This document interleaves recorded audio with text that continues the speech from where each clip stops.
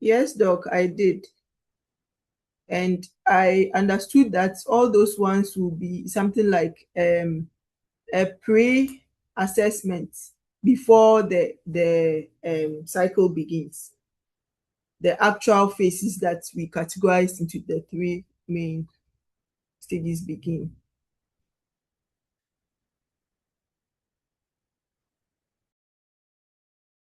All right, so there's a hand up. Please go ahead. Right. Thank you very much, Doc. Please, I also, from the presentation we did, I also learned that for all the stages that we discussed, they are not independent. I'm talking about the failures or the challenges. I realized that failures in one of the stages, it cascade into the next. That means the the stage the stages in the procurement cycle do not operate in isolation. It's like they form a chain, and whether and when one link of the chain breaks, the entire chain is weakened. That's what I also realized or learned from the presentation we had last week. Thank you.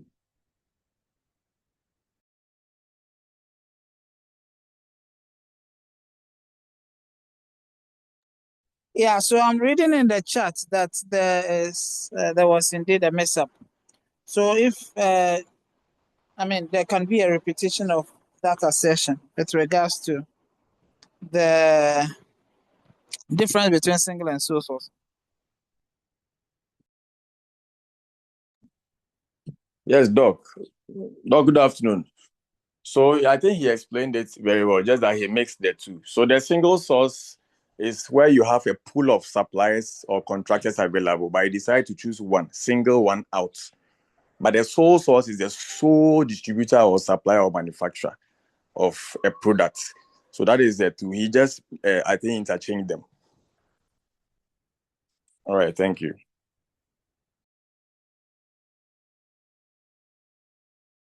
Right, so any other?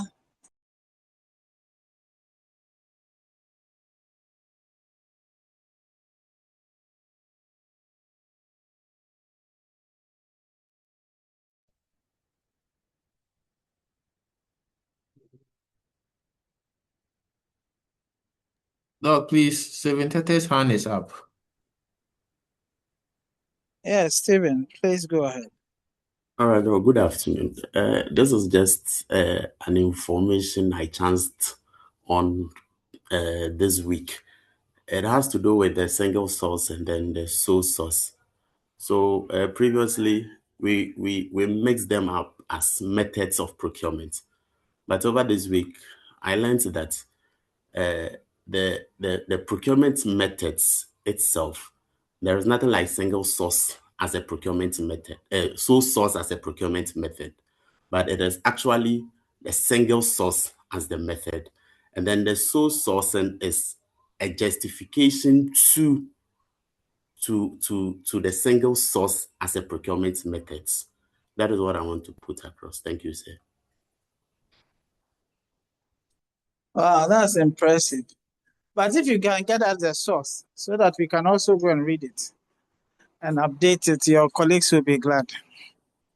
All right, so it's in the Procurement Act. So actually, in the Procurement Act, it never states, there is nothing like sole source as a method in the Procurement Act, but it is one of the justifications. So for the justification for the single source, there are 7 of them, and one of them is the sole source, and where we have only one person who is the manufacturer or has the patent right to that particular commodity or product we are looking for. So with that, you write to PPA indicating that, oh, I want to have this, but there is only one company that has that patent right for that product. So PPA gives approval, and then you go in for it. Thank you very much, sir.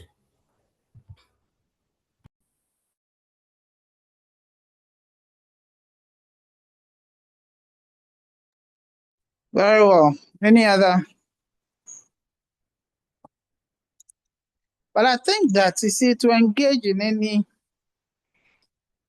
contract in Ghana, especially when it's a public-oriented one, it is important to grab the act, okay? Act 663. It's important to read it so that you are seized with the requisite information that governs, public procurement in Ghana. It's very important. Yeah, any other?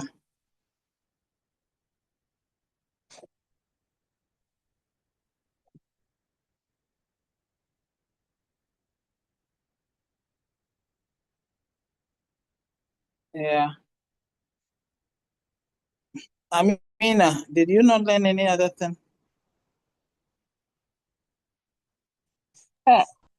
Please, I did. Tell us.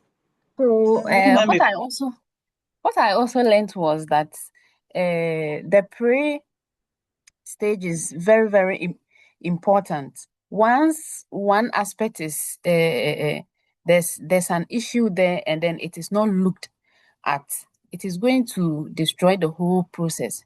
So it is very, very important and critical that you look into each other step before, and then you rectify any problems that you see at any stage, and then you then carry forward to get a good contract done. Thank you.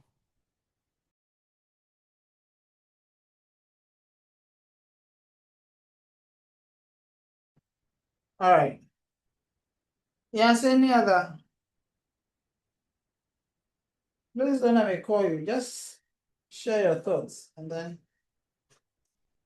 Isaac Ejapon, your voice is not here today. Look, I was the one that talked about the sole sourcing and the single sourcing, and then Jude corrected it. Oh, yes. Yeah, so where is the other Jude?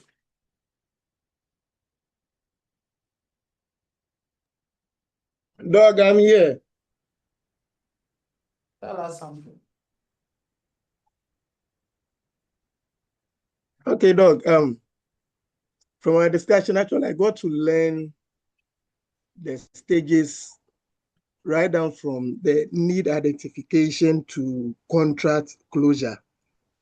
But dog, it looks like we didn't talk much about the disposal of assets. I realized that there is another cycle, it's part of the cycle, that's the disposal of assets, which we didn't talk much about it. Yeah.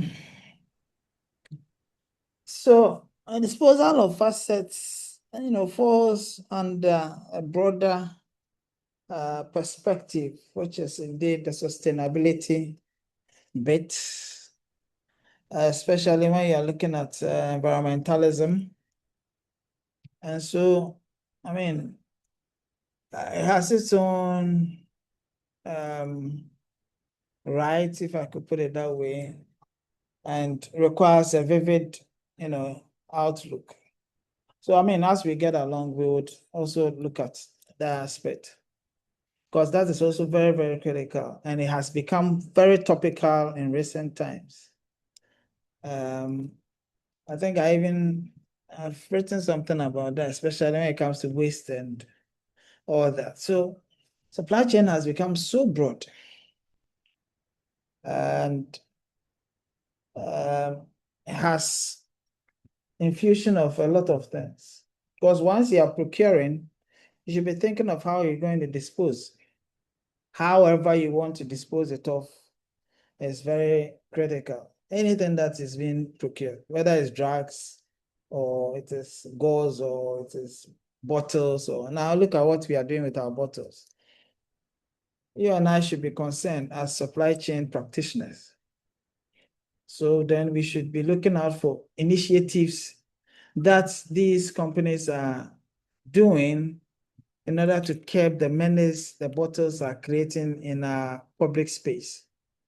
So then we can use that as a criteria to what? To award contracts to some of these companies. what are you doing as part of your sustainability drive, especially when it comes to environmental consciousness? What are you doing? Are you budgeting for that? Okay, and that is quite topical.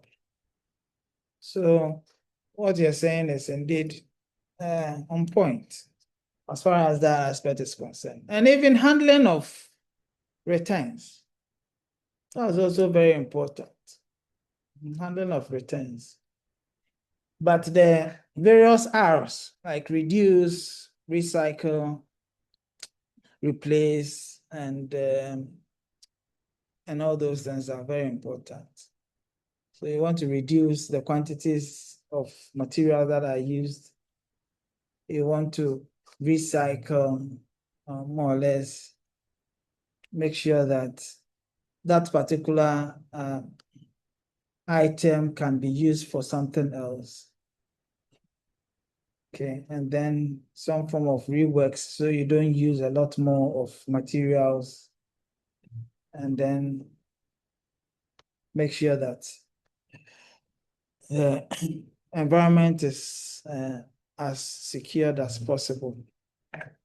All these are very, very important aspects of what you do as a supply chain person. Okay, so the criteria in selecting of suppliers can be reviewed by, especially those with the private sector. Even in the public sector, we need to start thinking of how best to review the act, because I mean, after every 10 years, things changes. We started using the act in 2003. You know, there were some amendments in 2018, 2019, thereabout. I'm sure that by in 2 years' time or 3 years' time, we should see another amendment being, brought to bear. Very importantly. Okay. Yes, so any other? These are very intriguing and very interesting revelations. So, yeah.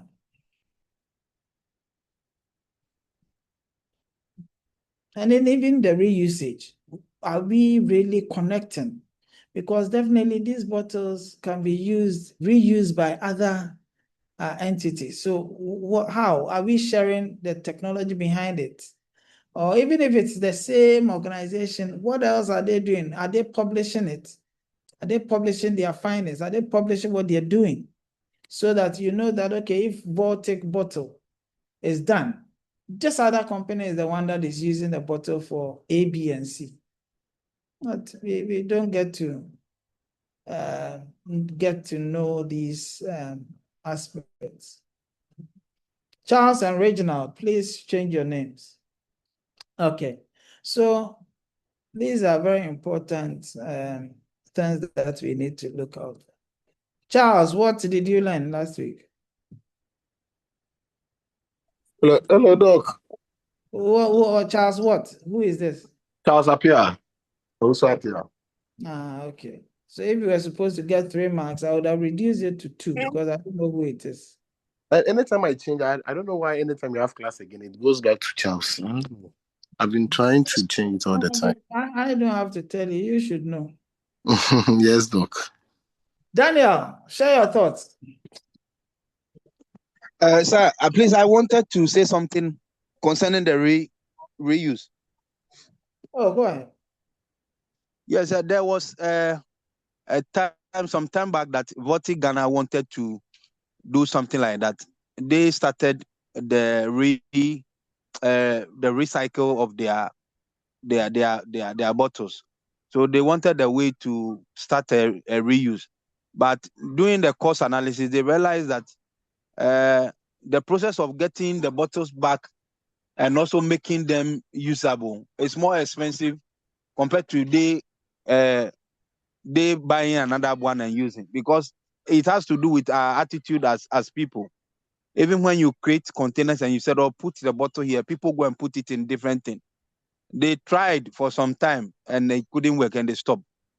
But I know that it's still in the system that some government let me say the government regulatory institutions are trying to put some modalities in place where companies like that or those who are concerned with the environment and they want to have a way to reuse their product will get the opportunity to do. But those are the challenges as a company they had in the past. Thank you. All right. That's also a good one. All right. Yes. Mandi Tigbe. Jasmine Fuseni. And the likes. What do you say? What do you have to say?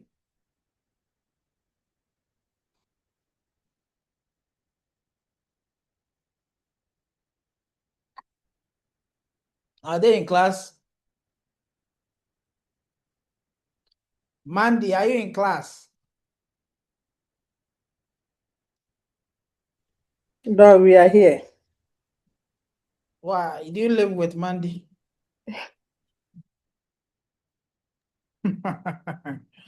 Yeah, so tell us, what did you learn the last time we met?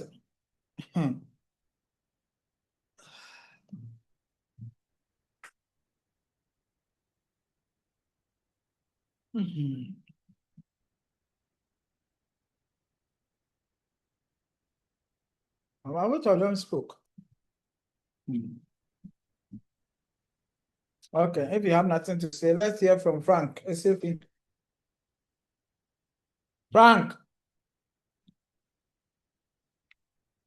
Yes, Doc. Anything interesting? Oh, so not really, but yesterday, last week, you see, I'm a new in the course, but last week I was able to understand some of the terms like GANEPS. Well, I got to know that is Ghana and electronics procurement system, a whole lot of things. So I was able to embrace myself with certain terms last week. That's what I can say. Yeah, that's what I want to hear. Yeah. And most of you are not talking. Yeah. This, you see, the reason why I do some of these things is that all of us may not be in the same professions and all. Some of you have come from different professions to study supply chain and procurement, and some of you are practitioners. So the inclination is that say something so that others will hear. I will not be able to say all. Okay, so the expectation is that those around, when you pick a few and you come and you talk about it, others will also know. Okay, so that they can also be abreast with what is happening. And information sharing can only be key and that's wise. That's why some of these things use half an hour for us to deliberate on some of these things so that we can all be on the same page. Sole sourcing and single sourcing, some of you may not have known. Some of you are just looking at just 3 stages of the whole procurement cycle. But I indicated that no, they can, and all these things are helping. So don't keep quiet. We like to keep quiet. And we are there. Ewuzi Rosemary, what do you have to say? Hello, Doc.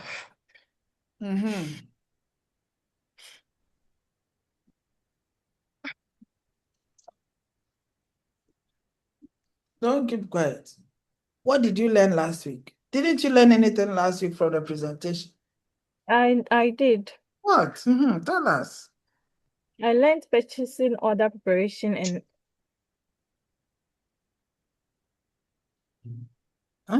And what? And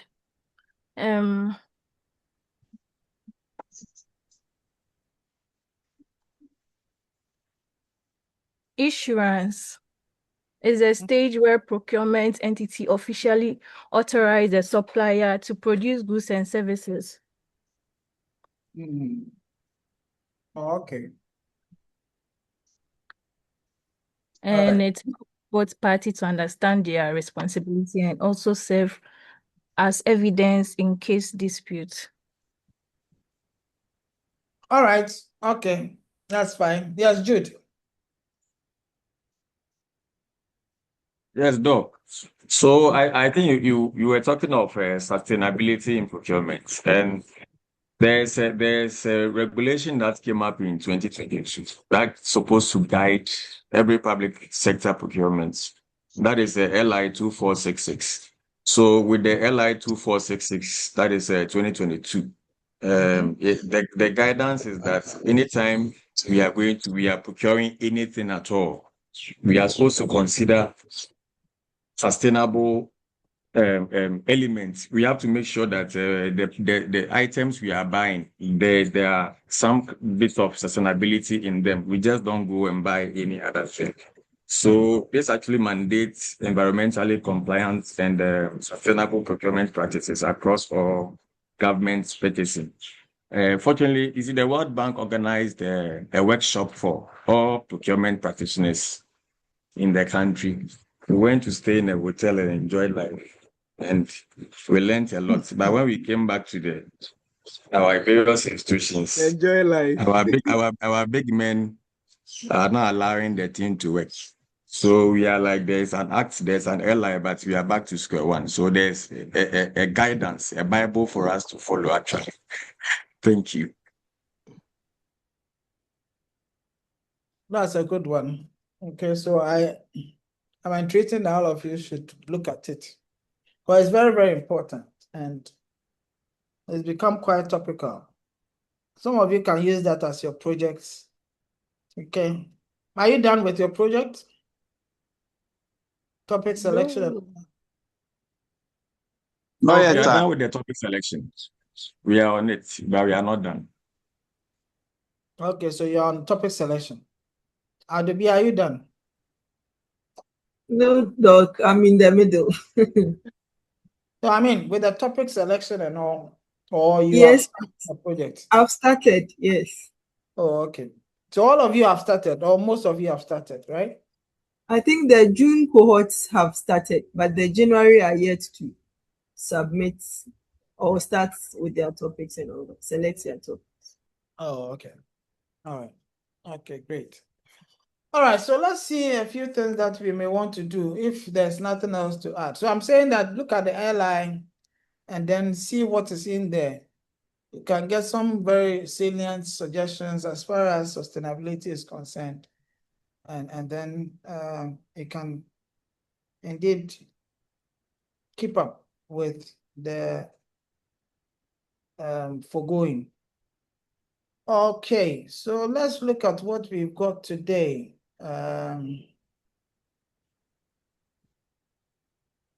Still on contract management. Yeah.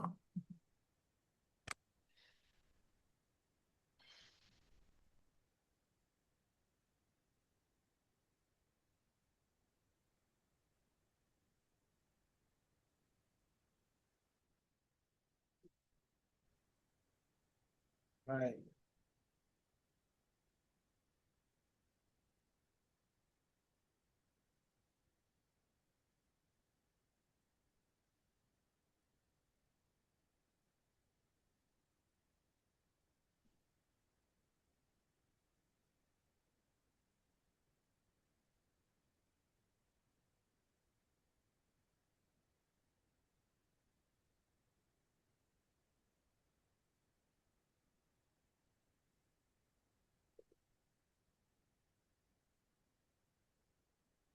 All right, so the last time we met before your presentation, we were looking at negotiations.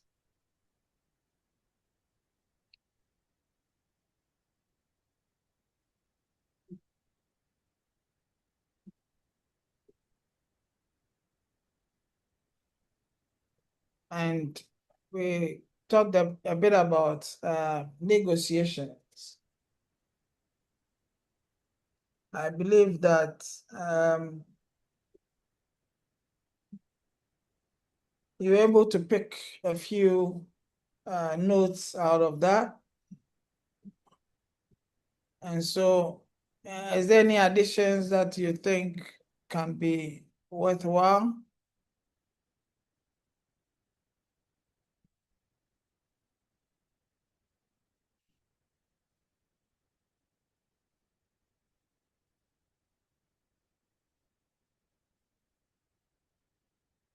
Yes.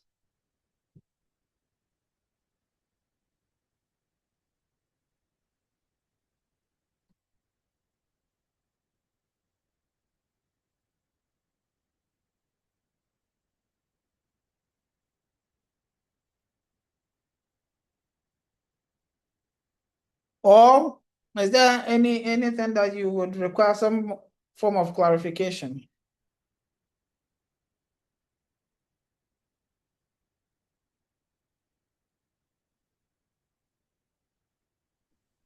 Okay, Doc. Yes. And please, I'm just a little curious about something which I want to ask. Doc, in the process of this contract management, assuming I win a contract, and then, for instance, road construction, and then I've been given a particular kilometers to work on. After working on, maybe within only 3-4 weeks, we see the road in a very bad shape. Can any citizen around, or is there any medium that a citizen can report such a contractor?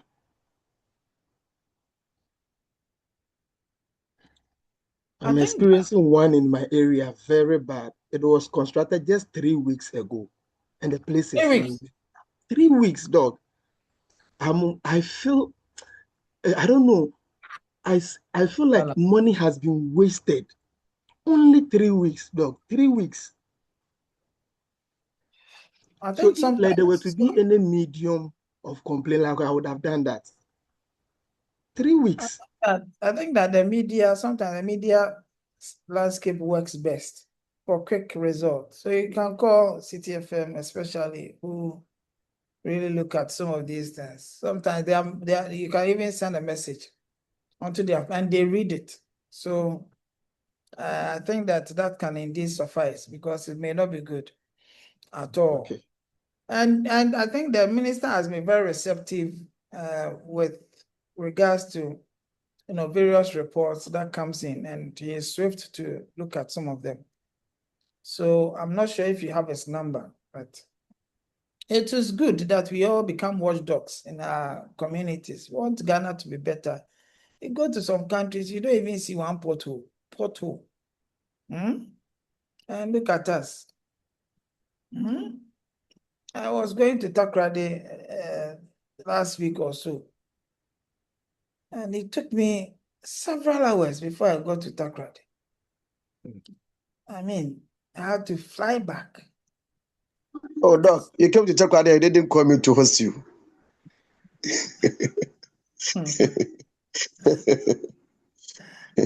Next time I'll look out for.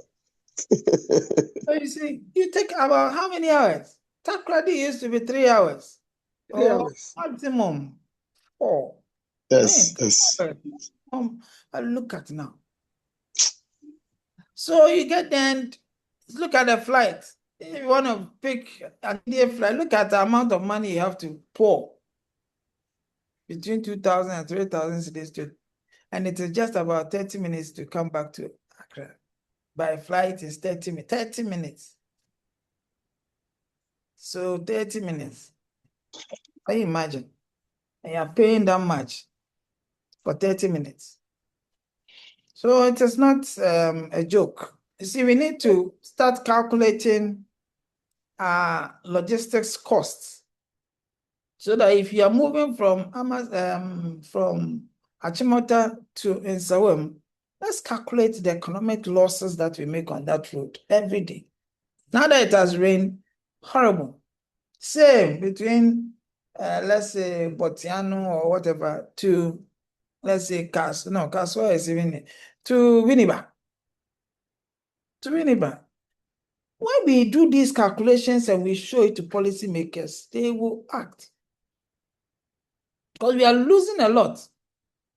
If it takes 10 years for only of our go to Zawam, 10 years for that road to go, look at the productivity losses.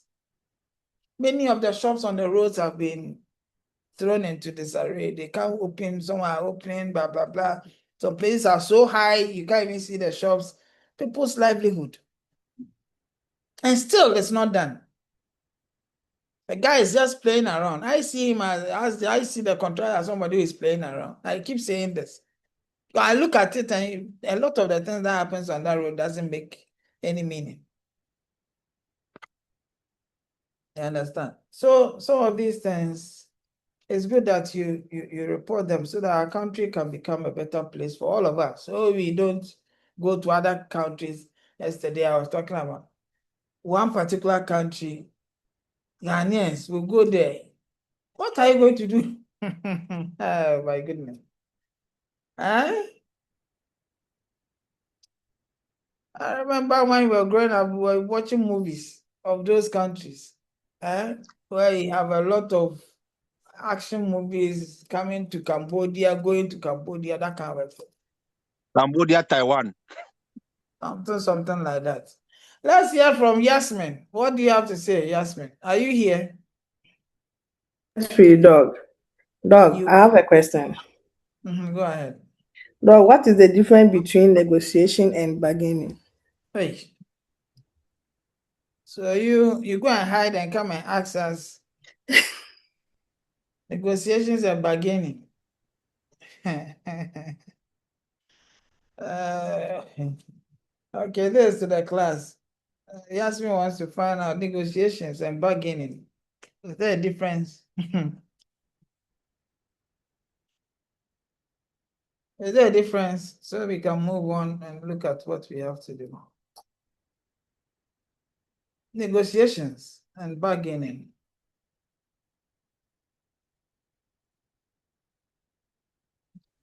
Hello, Doc. Please, may I come in? Yes, come in. Okay. Doc, thank you so much for the opportunity. Yeah. The difference, the key difference is that negotiating is more of a broader scope, while the bargaining is mainly about the price or a specific terms. When we look at, for instance, what we are doing now, negotiating, we take it as a process where both parties, okay, they discuss various issues to reach an agreement. But when we look at the bargaining aspect, it is more narrower process, and it's focused on getting a better deal, and it's often on the price. It's very specific. And that's why when you visit the market, is the buyer negotiate price with the seller. So it's more specific on price.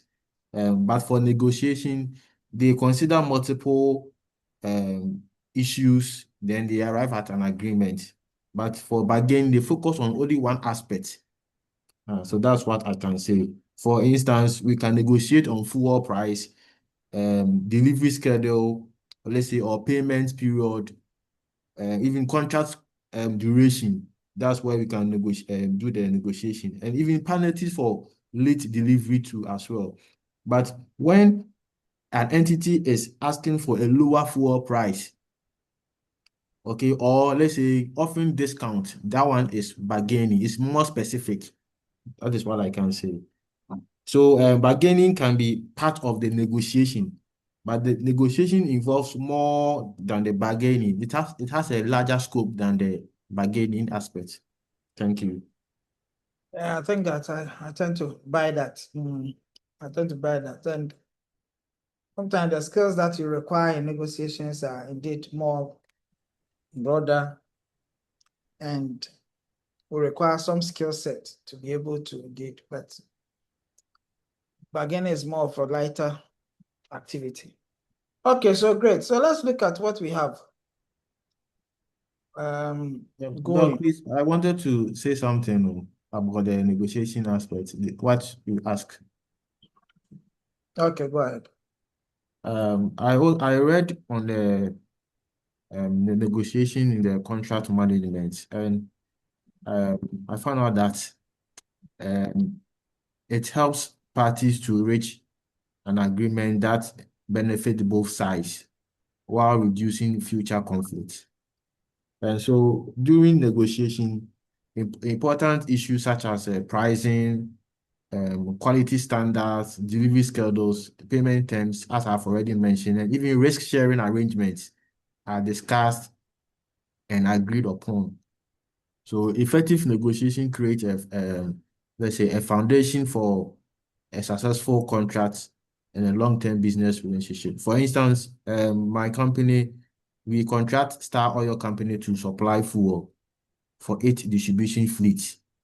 And so both parties will negotiate the fuel price, the payment terms, and then the delivery frequency, even fuel standard and the procedures for handling price fluctuations. So through effective negotiation, the company can secure a reliable fuel supply at a very competitive rate, while the Star Oil gains a committed customer and an unpredictable revenue. So both parties wins. So from this, I learned that negotiation is not merely about bargaining over the price.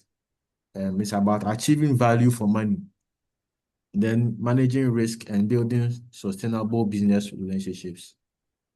Thank you, Doc. All right. Very well. Okay, so I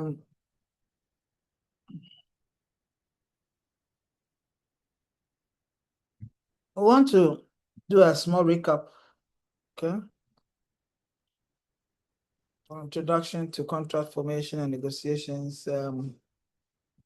So creating that legally binding agreement, as we have all seen, it has to do with ensuring that parties have the requisite skill set, know-how, so you can indeed have that kind of relationship with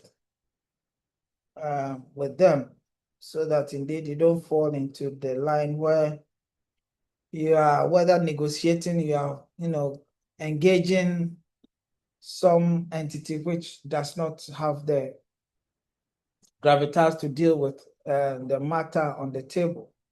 So a well-structured contract would definitely want to minimize risks, enhance transparency, clear terms, so that all parties are on the same level as far as understanding what is on the table is concerned. But of course, without any proper due diligence, inefficiency and poor contract management, as well as losses and disputes, becomes inevitable. So negotiations are key, especially when both parties know what they're doing. Why? Because it secures better deals, better pricing, reducing of risk, because then there's what we call the meeting of minds, okay? Such that it would indeed enhance supply relationship, ensure that there's an enforcement or compliance to the rules, regulations, provisions stipulated in the contractual agreement. Okay, so indeed, if you want to negotiate, you have to be well prepared, understand the issues, okay, have some kind of communication skills, so that indeed can go there with a clear mind and then seek to look out for a win-win situation. Okay, so there are pre-award stages. Few things happen. Sometimes you want to prepare some documentations. You can give it to the legal department to look at it, to review, to have their input and all, so that indeed you can have a solid case. You can look at the various needs in there, and then assess the market as well, especially during the pre-award stage. You can do that, so that you know that, okay, indeed, the market is available, and so then you know how to go about the negotiations. Remember, in a volatile market, negotiating style could be different from a market which is indeed one characterized by very few players in the market for particular products and services. Okay, and so then you have to bear in mind that the bargaining powers may shift from the buyer to the supplier. And that is very relevant. Else you'll be thrown outside the door. And when the door is shut, you may not find, you will not be able to find your feet as far as that particular product or service is concerned. So during the award stage, there's evaluation of bids. Suppliers are evaluated in various forms so that final individual is picked and all, just as we did.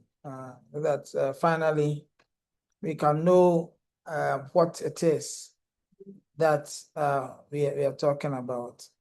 So indeed, even beyond the award, of course, you know that beyond the awards, there can be KPIs being looked at. Okay, so beyond the award, you have been awarded, you start doing your supplies and all. There has to be KPIs being looked at periodically until finally there's a closure to the contracts that has been there. In between, there can be some form of amendments. Okay, so KPIs means that performance monitoring. Okay, you may want to do some amendment because of economic factors, especially if it is something that is stipulated in the contract. Okay, you can look at some adjustments, especially when interest rates or exchange rates, volatilities indeed comes in. So you look at it and then you adjust it appropriately. But of course, legal opinions would be required at that point. So indeed, there are a few things that you need to look out for when preparing some of these things, right?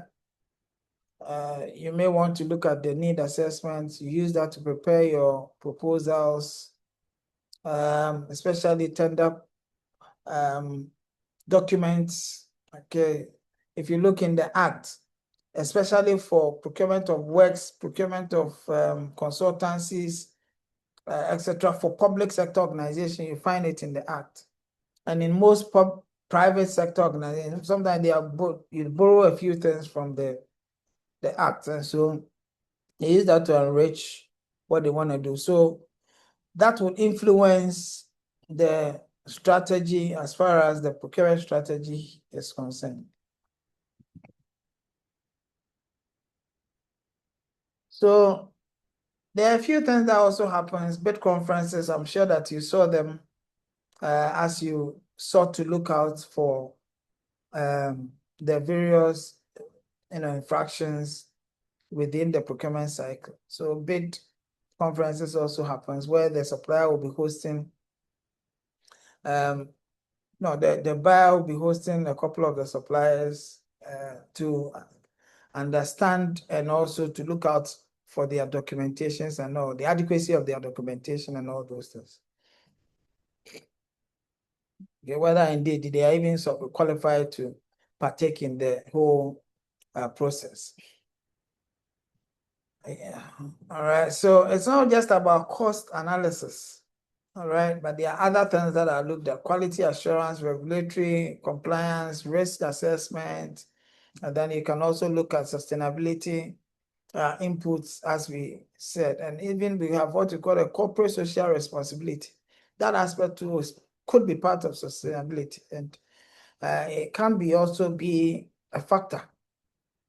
Indeed, if you look in these aircraft, the Africa World aircraft, you realize that you have pasted these awake posters, behind the seats to sensitize people that, okay, so if you buy awake water, and there's a component that goes into cardio treatment and all, and that is touching. So you are inclined to look at that, and because of that, they are getting some contracts and all these are very important, and they can be a factor to consider to indeed give some contracts to some companies. One important aspect is to be looking at dispute resolution mechanisms within contracts. Okay, it's indeed for public sector now, it is a mandatory aspect that has to be in there, but for private, it could. But you see, consider the contract some value kind of resources that is going in there, and then also it's important to look at who or which entity you're dealing with, and so that will influence the resolution, the dispute resolution, that mechanism that should be infused into the contract. Again, if there are areas that you need to seek approval from the Public Procurement Authority, yes, that has to be done. It shouldn't be pushed under the carpet, because tomorrow you may be sitting at the Public Accounts Committee to give an account, especially for public. For private, you never know when the board would call you to explain. So it's important to look at some of these things. There has to be a structured approval and signing processes for contracts.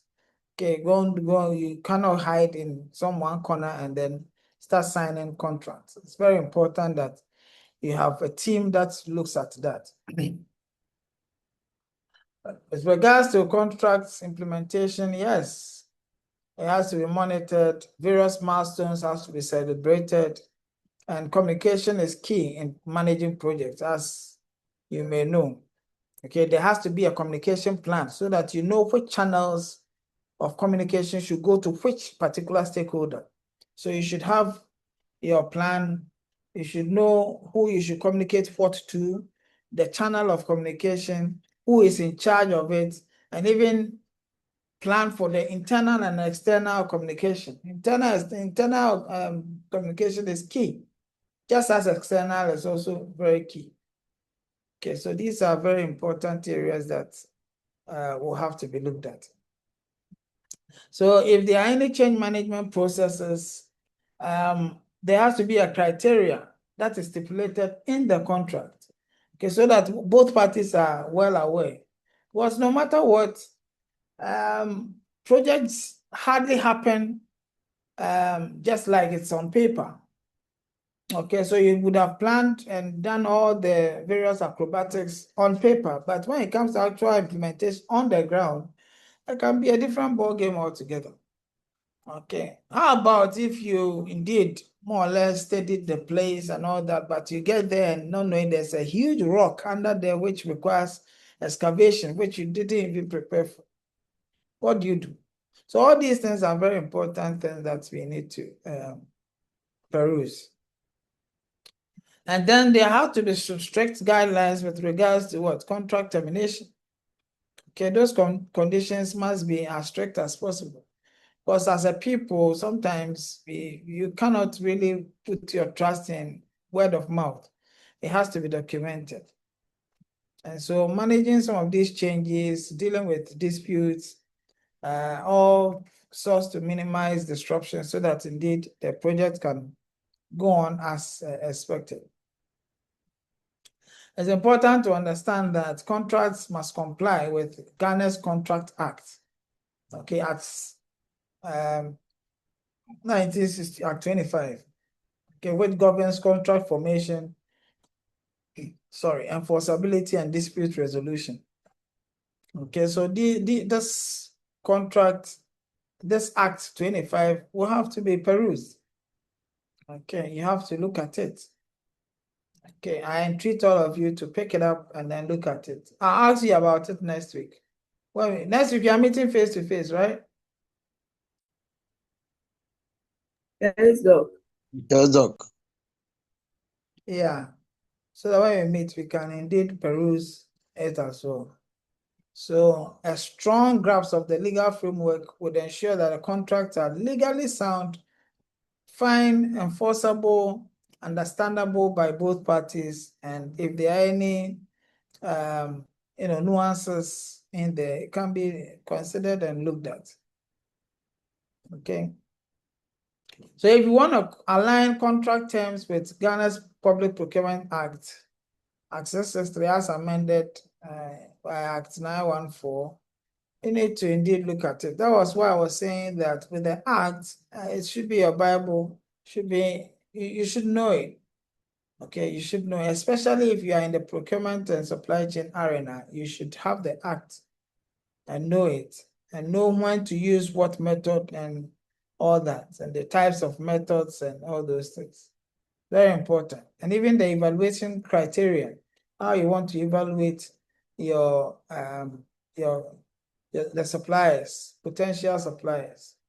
Okay, so you see, if you look at the evaluation criteria, it's saying that ensuring that negotiated terms meet the financial, technical, and ethical standards set by the PPA. So all these are very, very important. You don't give contracts to companies that are using child labor here and there. Okay, unethical practices. Okay, and so a very corrupt entity, you're going to give a contract to. These are things that has to be watched. Okay, but in all things, you should be looking out for how to build, stronger supply relationships. It's very, very important. So as much as possible, that protection is key. Because you never know when a particular customer or a particular supplier becomes the #1 customer, especially when you have certain product that is indeed dependent on various suppliers. So building excellent relationships is key, especially when you are looking at it from the win-win approach. Both parties will have to ensure that they collaborate, commit, and then ensure that they are indeed pursuing a particular agenda which does not inure negatively to the other party. So transparent communication is key. Performance-based agreements will have to be signed so that people know when to do what and what to do when. Okay, and then see how best conflicts can be resolved as amicably as possible. When you're looking at a win-win approach, you want to ensure that both parties get home with something. Okay, so you want to create value for both parties. Okay, so then it means that when you are looking at it from that point of view, then you are thinking long term. Okay, and looking at how best to make the business relationship a very sustainable one. Okay, so you realize that it's not every relationship that has to be just transactional. It shouldn't be just transactional. Some of you, even in this class, between you and I, it is just transactional. But with others within the class, it goes beyond just transactional. Okay. And I think that in many a time you should be looking at it from that strategic point of view, where you'll be looking at the long-term effect of the relationship you have with certain people who come your way. It's very important. Yeah. So win-win. What is it that the lecturer can get from this particular student, and what can the student, because now it is just now that you are a student. Tomorrow when you are done with you are not a student anymore. Okay, then you can be contemporaries. Okay, so then you look at it from that contemporary point of view than the lecturer-student relationship. This can just be the fundamentals. It happens in industry as well, where you see a small company, small as it is, you should indeed receive them with, you should receive them well, appropriately. Okay, not because others are bigger, you treat them as small boys and girls. Should be looking at, having some kind of a long-term perspective to some of these, so that you can collaborate and then solve problems and be flexible with your doing, not because they do not have the financial muscle, you don't assist and all those things. You want quick actions, quick money, all those things. You need to be able to leverage on what you know, okay, to help other companies who are indeed emerging. Okay, very important. Indeed, it is part of a framework called the supplier preferencing model. Okay, did I not ask you to look for this supplier preferencing model? Hello? No, Now the Doc. place is quiet. Did I not ask you to look for it? No, please. Okay, then look for it. Look for supplier. Yeah. What Doc, is that? Yes. You did. yes, you did. You did. So you see this class, you're not being fair to me. You don't want to use the win-win approach. So if you don't want to use the win-win, then I will use the win-lose approach. Doc, we beg. We will do the win-win.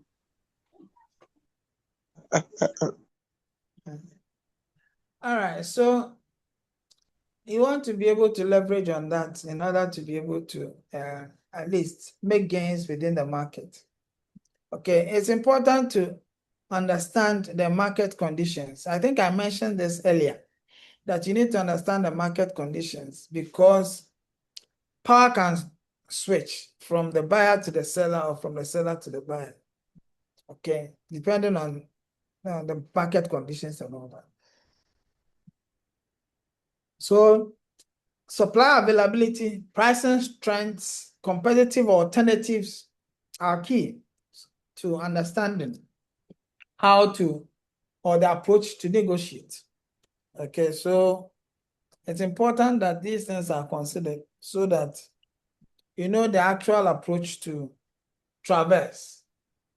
Because when the power play is in the other side, is with the supplier, you know what approach to use. And if it is in your bosom, you should also understand how to go about it. So using information as power, it's important that you understand the market, do a bit of research, and then be seized with some form of information to leverage on. Again, establishing credibility is very important, okay? And in business, it is one of the key things. Sometimes we belabor it, we think we are smart. Okay, we belabor that aspect by thinking that we are smart, especially the younger generation. You look at them and you watch them, and you think they are smart. And some of them, you wonder, okay, at this moment, you are driving an Uber. It is the Uber you are driving. You have gone to school, you have a master's degree, but currently, it's Uber you are driving. Utilize all the knowledge that you have acquired over time in your Uber business. Use it in the Uber business. Sometimes you see these people flexing their muscles. You are flexing your muscles to where? Because at this particular moment, this is what you're doing. Use your knowledge to enhance your business at this time. You understand? So it's important that you establish credibility and make sure that you have the financial stability and bargaining positions. So you see, you strengthen your bargaining positions by ensuring that you play according to what you know about the market. What you know about the market.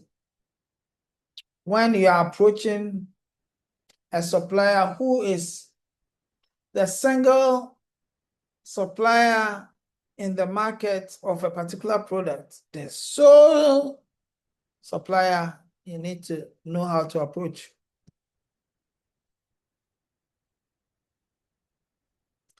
Okay. So of course, there are definitely areas where there are risks. Okay, so you need to address potential uncertainties in there. And so that's where you have the force majeure, you have some contingencies in there and all that. Also, you want to minimize risks by looking at performance-based incentives or performance-based assessments. Okay.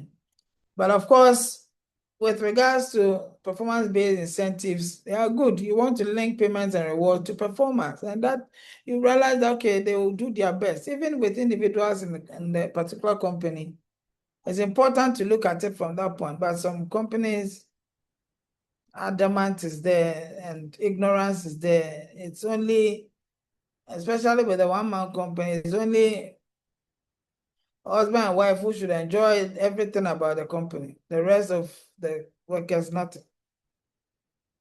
Okay, so they won't put in their best. Even when they see opportunity, they won't bring it to you. Why? Because there's no incentive. And when you have performance based, they will go and bring you the business because they know that they'll get ABS. Okay. But sometimes as wicked as we are, sometimes we don't want to give anything. It's all about your salary and that's it. How can people give all their best if there are no incentives? The incentive is the salary. Who says that?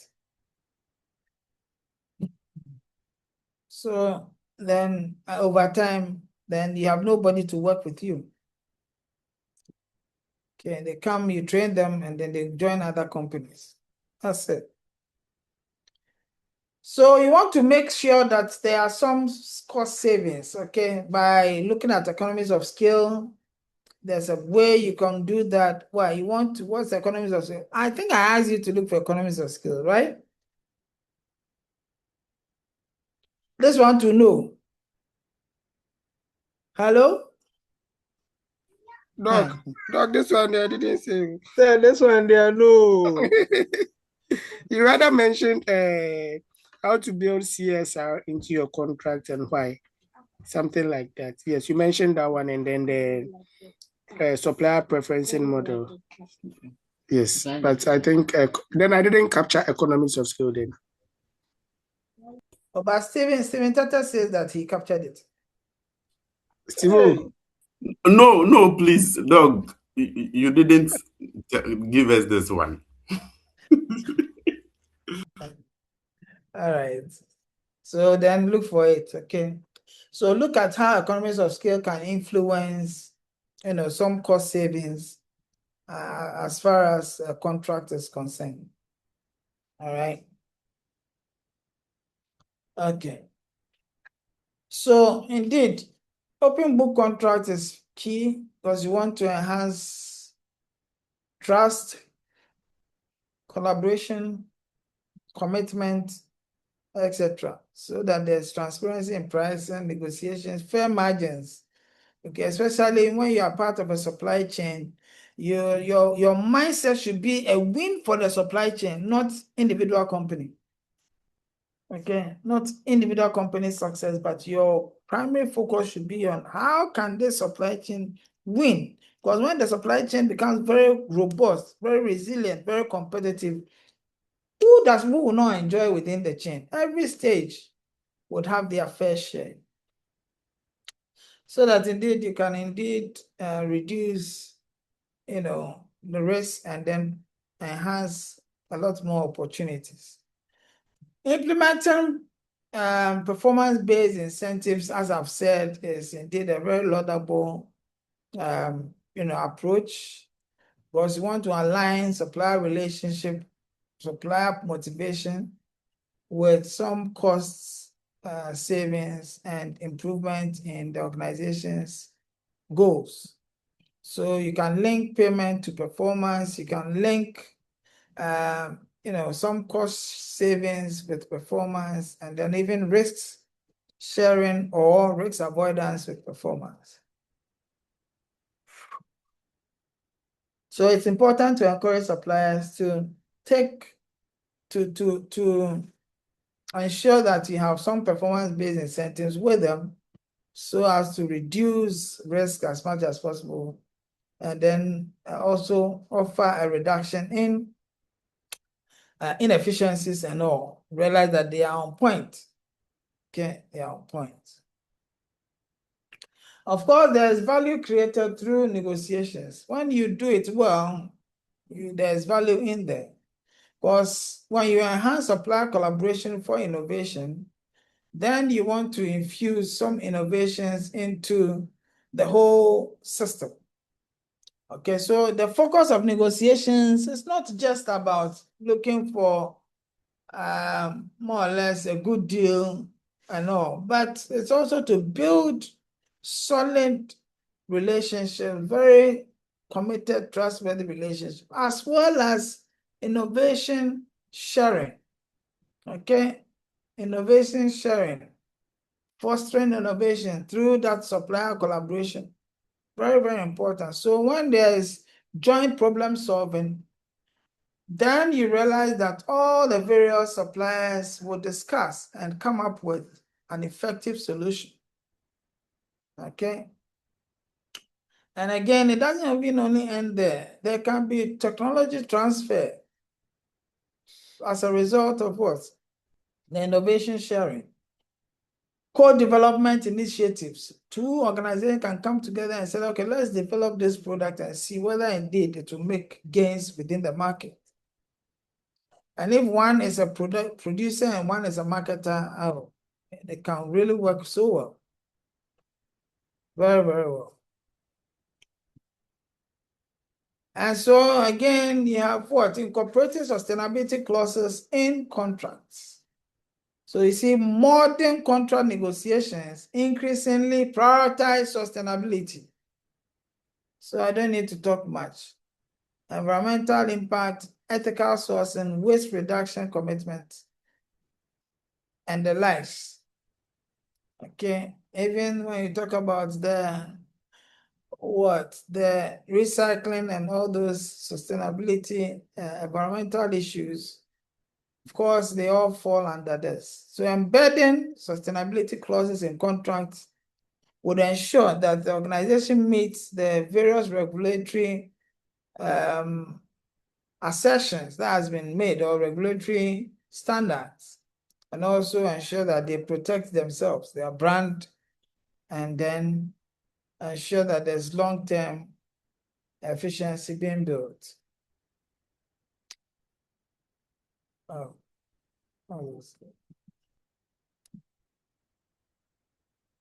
all right. So when that happens, when there's that strong relationship, of course, it will lead to several advantages. One of them is supply chain resilience, because you are partners, anything that happens to A will definitely impact on B. So they work closely to mitigate all manner of disruptions to ensure that the supply chain is as robust and strong as possible. And that will also lead to an increment in what? Supplier commitment. Okay, because they are long-term focused and thinking long-term, realize that the focus becomes stronger. And as the years goes by, they can lead into even the formation of new companies. Okay, so long-term agreements can create some form of stability and drive. Okay. But of course, there are some pitfalls in contract negotiation. If you prepare poorly, it is like preparing poorly for my exams. If you prepare poorly for my exams, you know what time it is, right? You prepare poorly for my class, you know what it is. Sometimes some of you, I'll call you and you can't tell me anything. Then you pretend as if you have bad network and all that. I've seen this so many years. This is not a first time you're telling me that network is issue. It's an issue and all those things. It doesn't hit me any longer. And I've also understood that when even CEOs become students, they still behave like students. So I've seen that severally. There was one student some time back. I didn't even know that, it was a she. She controlled a bit of resources. She had this institution going, had businesses, blah, blah, blah. But when she was in my class, she was a student. She was behaving like a student. Until she asked that I help her to train her staff in was it in procurement or in logistics also, one of them. And then I realized that, so look at how you were behaving in my class. So are you the CEO of this company? You are the CEO of all these companies. And look at your behavior in my class. So you see, it's important that you prepare, okay? Prepare adequately for whatever endeavor, especially when it comes to negotiations. Okay, you should get your facts right. You should know your position. when I say your position, your bargaining position. It's very important. Or else you enter into some fray, you are sacked virtually. They won't tell you, but they will just leave you. They tell you they don't have time. When you are told that we don't have time, well, then what does it mean? You understand? And meanwhile, you may deserve it because you did not prepare adequately. So you came in with a weak mentality, weak negotiation skills, weak negotiation mentality. You don't know your position. Okay, you don't know your position. So a lack of understanding of the needs in the organization can indeed lead you to fall astray. Okay, so that's why you need adequate understanding, adequate preparation for such an endeavor. So in order to avoid some of these pitfalls, you should be able to conduct thorough market research, understand the trends within the market. Trends, it can be supplier capability, it can be supplier relationship, it can be clear objectives, it can be new entrants, it can be new trends within that market and all. All that is very important. So you know how to approach various entities in the market. Again, one-sided contracts definitely leads to disputes. So that's why I'm saying that you go as a team, you go and you meet a team. Many a time, be looking out for a team. Once it is a company or an organization, you should, if you go and meet just one person, you should probe. Don't keep quiet. You should probe. Just one person sitting there waiting for a team. It doesn't really work like that. Okay. So contracts that disproportionately favor one party often leads to conflict.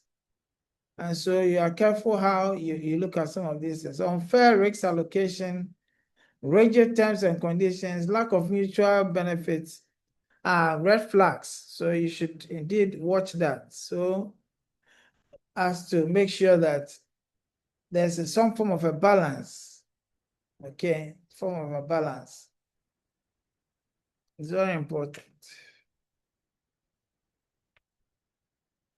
Again, there are a few things that you need to look at as far as laws are concerned.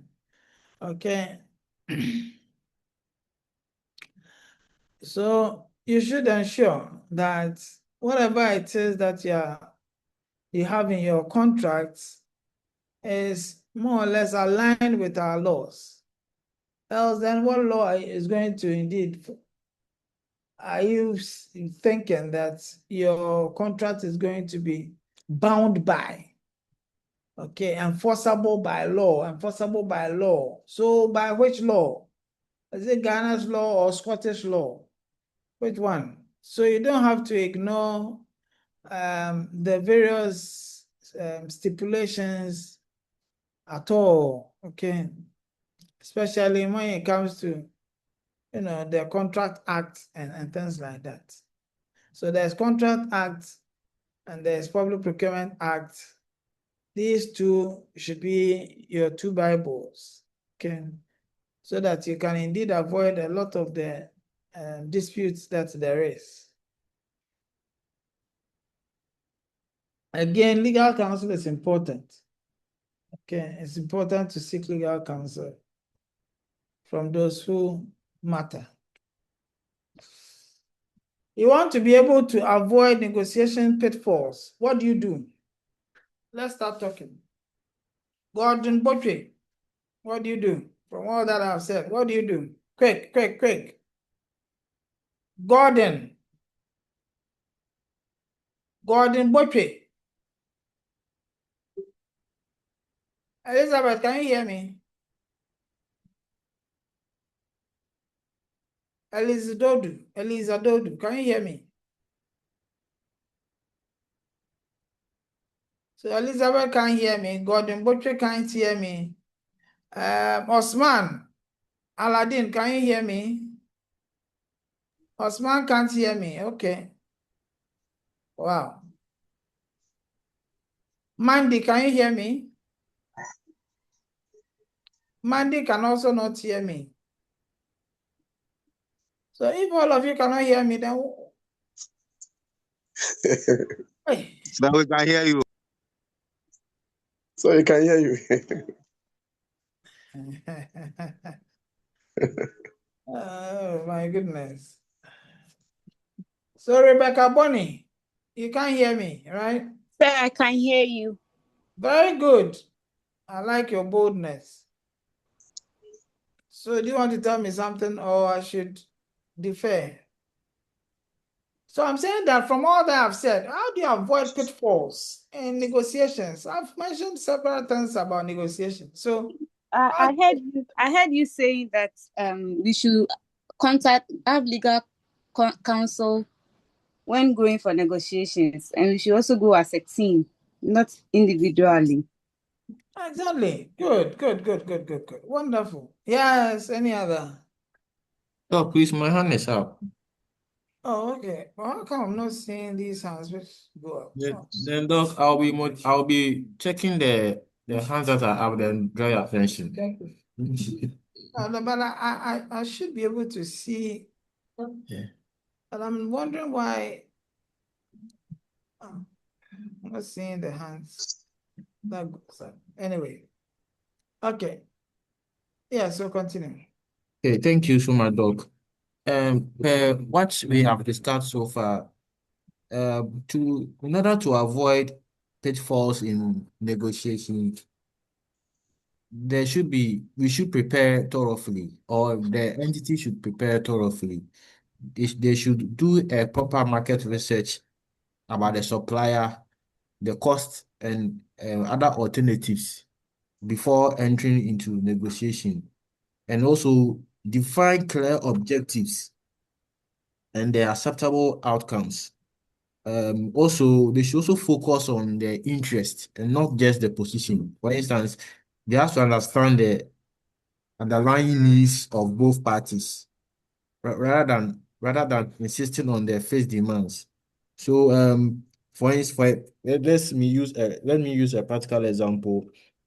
Let's say, as my company is negotiating with Star Oil to contract fuel. So a common pitfall will be focusing only on obtaining the lowest fuel price. So to avoid this, the company will negotiate delivery reliability and then fuel quality. So this helps to ensure long-term value rather than the short-term savings. Thank you.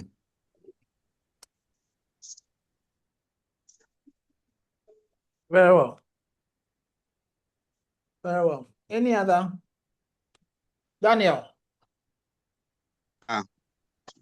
So I think understanding the market conditions, I mean, will also help you to, as a somebody or a company to be able to avoid pitfalls. And also, like you said, it is always sometimes for the sake of cost, we try to avoid using the legal people.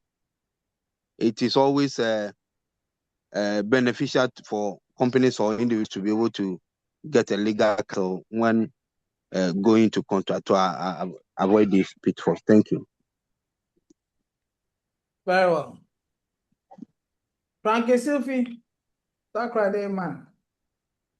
Talk to us. Yes, Doc. So I heard that you said to avoid negotiation pitfalls, you need to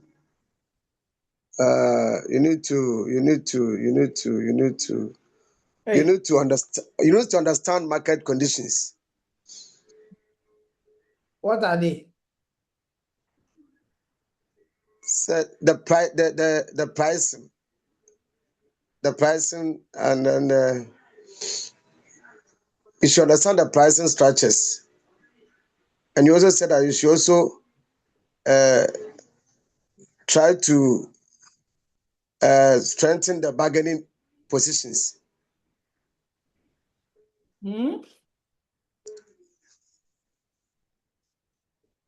You have to understand what we are saying, Frank. It's not just about telling us a few things, but understanding what I have said so that you can use it meaningfully in your organization. Okay. Okay. I'm saying that, you see, let's say, for example, you are a small company with probably just 5 members of staff. You want to go and negotiate with Telecel or MTN. You should know your level. You don't go and start flexing your muscles. Okay. You understand? Yes, sir. So when you do that, remember that these companies are giant companies dealing with multi-million-dollar companies and all. So you don't go there with your 2x4 assets to try to more or less squeeze every bit of more or less deal that you think you are. You have to be measured. You have to be measured so that you are not seen as a nuisance organization. Pushed out and be told that, okay, so you hear from us, and that'll be it. Okay, so that's what I'm talking about. Thank you, sir. Daniel, you want to say something? Yes, sir. Sir, it's a question I wanted to ask.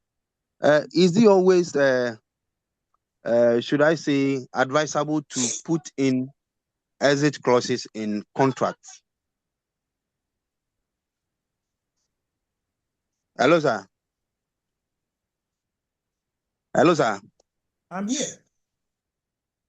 Yes, sir. So, sir, that's my question. It's a question I wanted to know.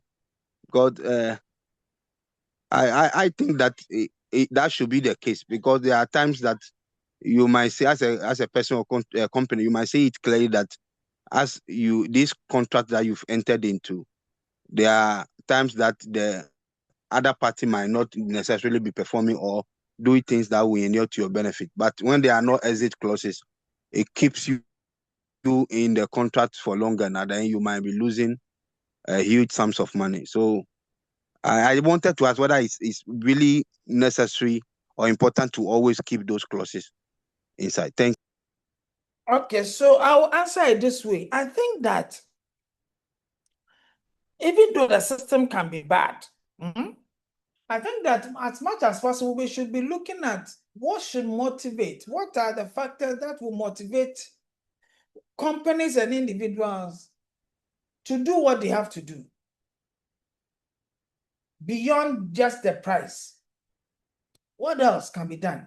So then you can come in with some performance-based incentives. When you are looking at it from that point of view, you will not even be thinking of exit clauses and all these things.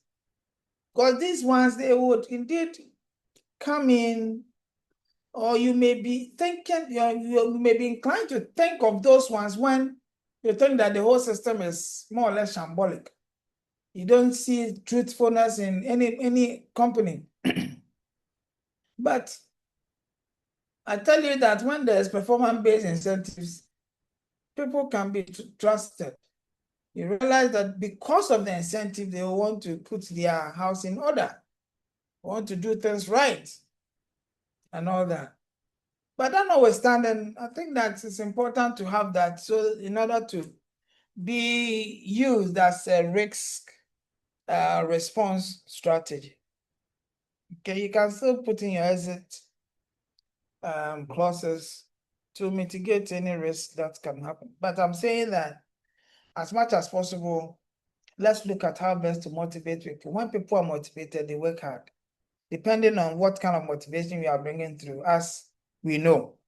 Okay, so for example, a security man at your place, if you give the person a car, give the person a company car, you kill the person. Okay, you kill the person, you kill the security guy. You know why? Yes, sir. You know why, He will right? be motivated to work more. Yes, I know, sir. No, I'm saying you. When I say you kill him, I No, don't mean that. I don't mean that the guy will be overly no. Doc, he might not be getting money to buy fuel. Exactly. You see, if the guy can't buy fuel and what happens? Maybe then the person will have the edge to steal. Okay, in order to be able to, you will kill the person. So you have Nice to be question. look at Maslow's hierarchy of need, and then position each particular individual on a particular stage within the various stages in the hierarchy of need. The person is a security guy. They are at the physiological stage, looking for bread and butter and maybe accommodation and all those things. That's where you have to start your stuff from. Go and give the person a car like that. What are you doing? You understand? So all these models are there not just by chance, but to guide how we go about various duties. Yes, Mandy.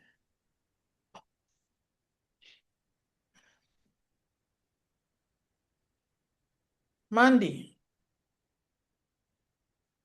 Please, I wanted to talk about the pitfall of the negotiation.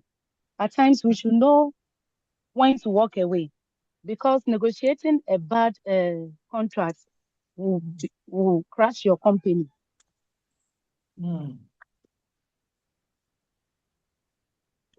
Are you done? Yes, please. Okay, that's very important. But the walking away has to be in the contract. How you walk away, it has to be stipulated in a contract. That's why somebody is indicating that there's the need to have an exit clause in there. Again, so that you can walk away appropriately. Okay, so that you can walk away appropriately. Yes, any other?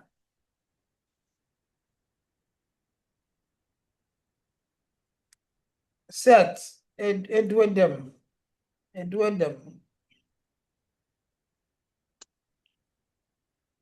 Set, are you in class? Hello, Doc. Yeah, I'm in class.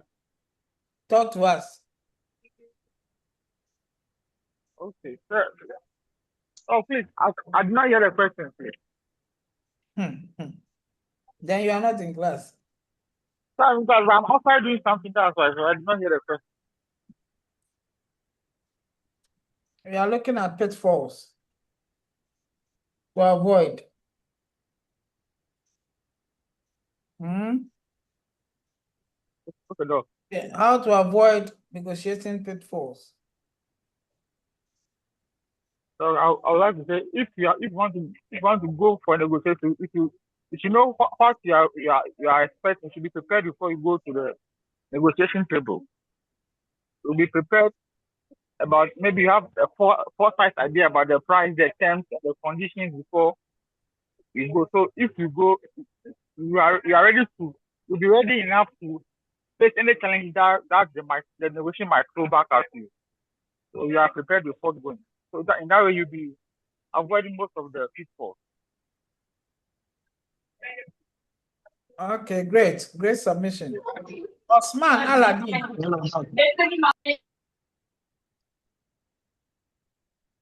Yes, Osman sir. Aladdin. Yes, sir. Talk to us.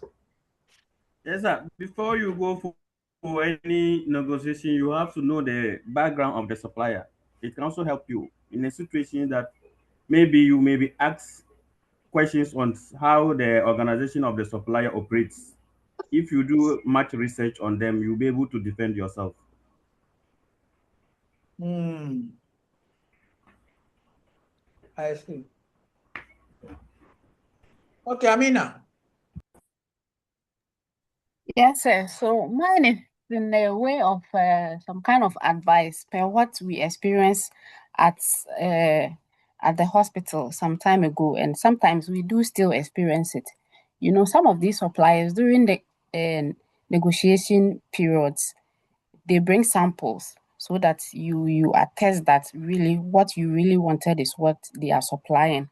And then it is also important that whatever they bring as a sample, you don't use it, you keep it, so that when he finally bring the supplies, you check whether what he brought is as the same as what you requested for. So here we've been having this issue sometimes, especially with these new suppliers. One time I remember very well, there was this supplier. He was very new. We gave him the chance. He said he's supplying A4 sheets. We gave him the chance. He brought some quality A4 sheets during the negotiation period. And then when he was then making the supplies, the sheet he brought, I mean, I can't even describe. It was way lighter, very, very light, like a litmus paper. So we asked him that this is not what we asked for. This guy was, I mean, trying to, argue himself out. And then we went in and we brought his sample. And then he was then trying to call people. And then, no, we said we can't accept it. It was a whole, oven of A4 sheet. So we rejected it. And then, I don't know, we then gave it to the one we normally, call in for him to supply us with A4 sheets, which they did. So sometimes those samples that they bring, it is very important that you keep it. You don't use it. No matter what the situation is, you need to keep it just to verify his final supplies that the supplier makes. So that's all I want to add. Thank you. That's awesome. Thank you so much, Amina, for this wonderful submission. Yes, Gordon Buttrey.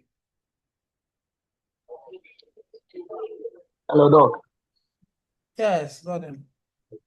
Sorry, Doc. I had my name, but then my network wasn't stable. That was why. Okay, so right now, if your network is not working properly, please don't tell me. Okay, please just don't tell me. Just keep that one. Thank you. Okay, Doc. So, not only you, everybody. If it's about network issues, you keep it. All right, so let's move on. So pitfalls. What's the time? So due diligence is key. All right, due diligence is key. You need to make sure that you understand the issues. Market, you need to do your assessments.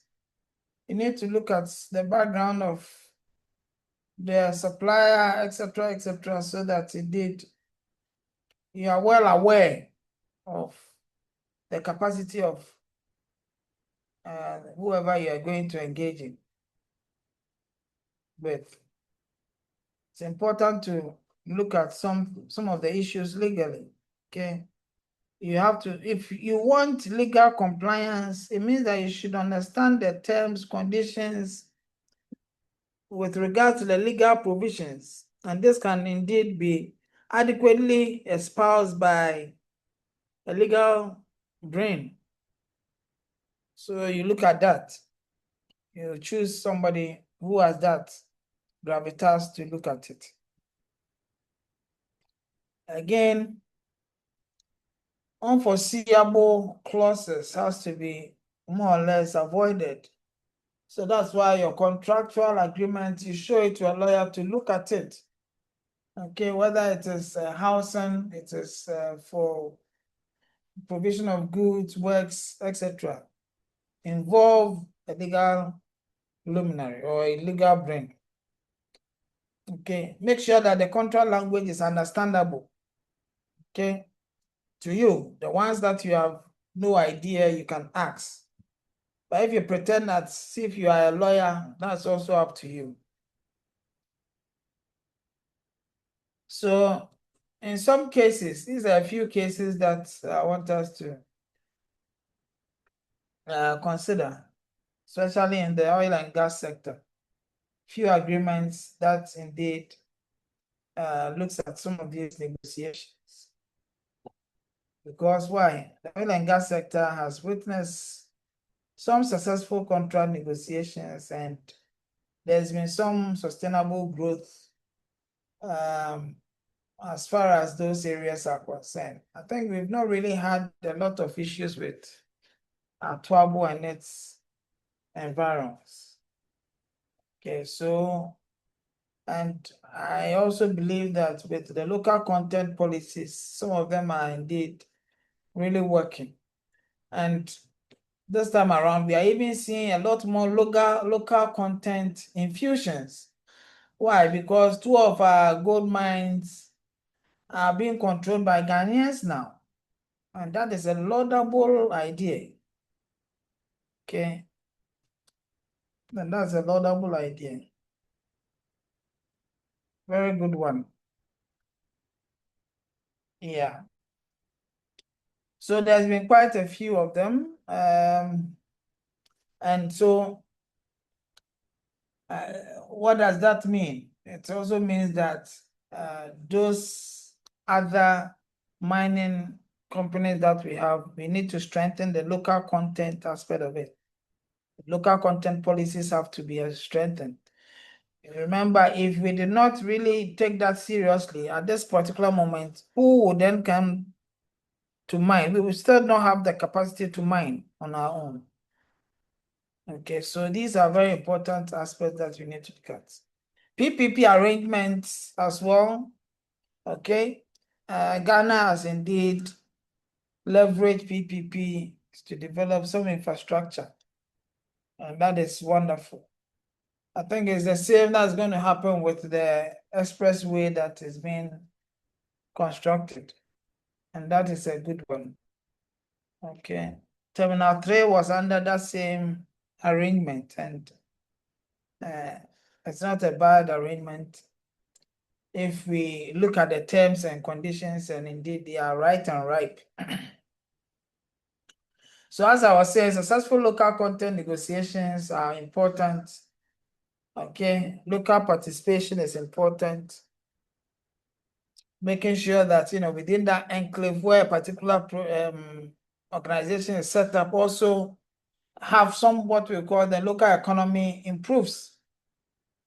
Okay, the local content and local participation bill or law is something that has to be held in high esteem. If for nothing at all, just allow a couple of people to also have some know-how.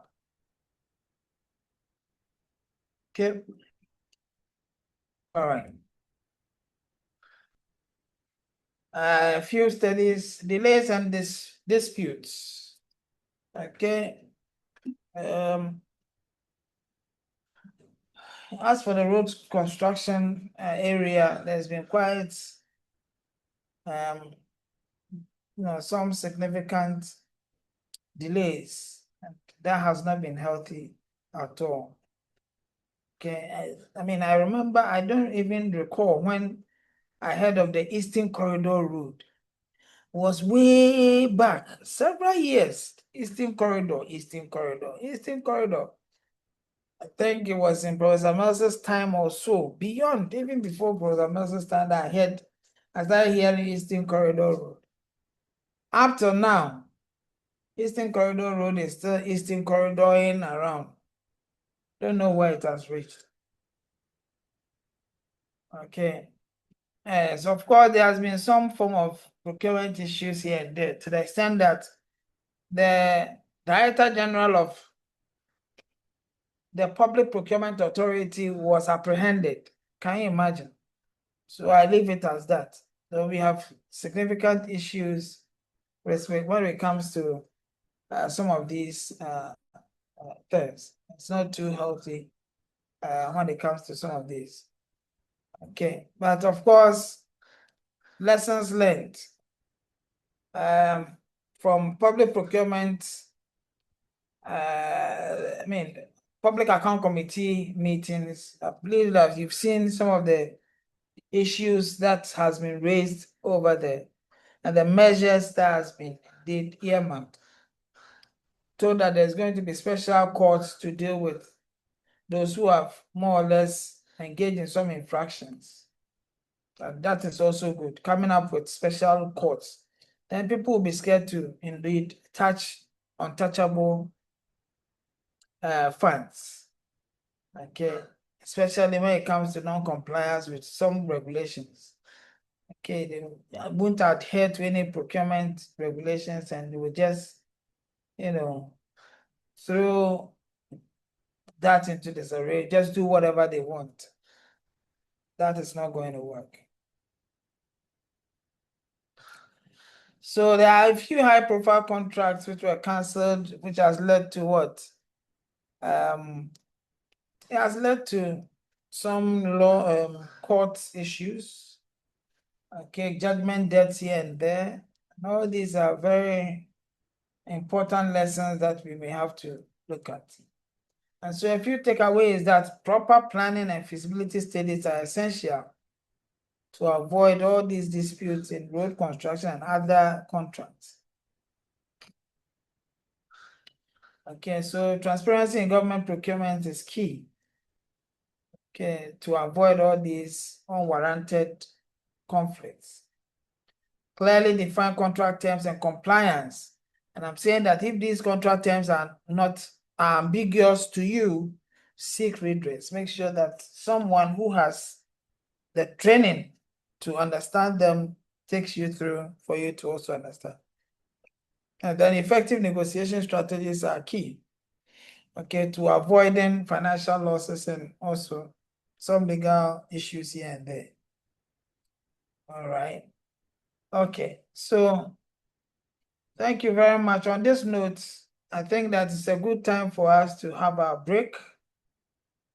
So have your break, enjoy your break. When we come back, we'll continue. Thank you very much. Any questions before we go? Sorry.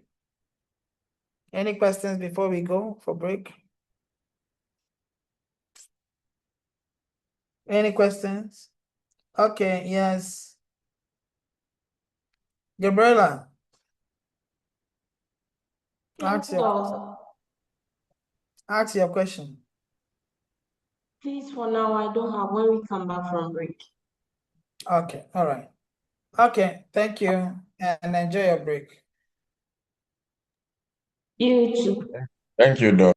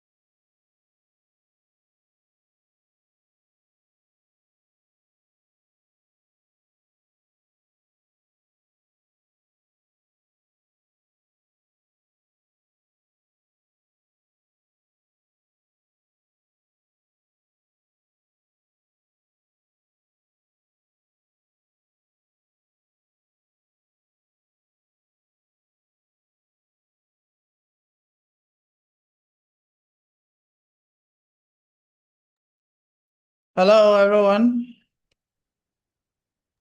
Hello, Doc. Hello, So, sir. Hello. yeah, welcome back. Thank you, sir. I hope you enjoyed the break. Thank you, Doc.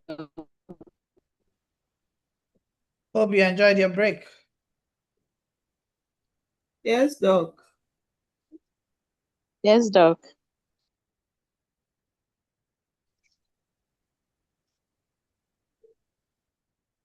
All right. Let's go on. Okay, so yeah, so before the break, what were you looking at?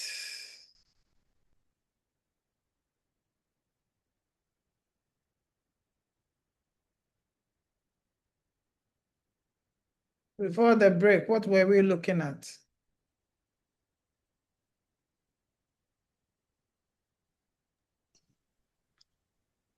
Doc, we just finished with the how to avoid the pitfalls, the negotiation pitfalls. Okay. And what are some of the things that we mentioned?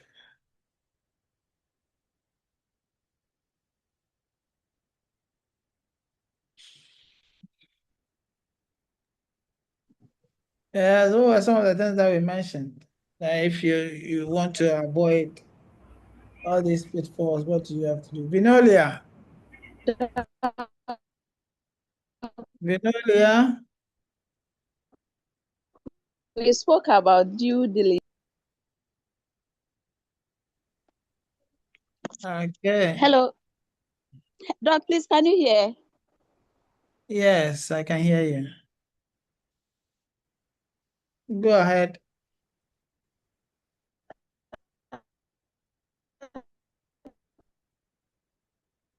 Okay, Doc, please, you spoke about due diligence.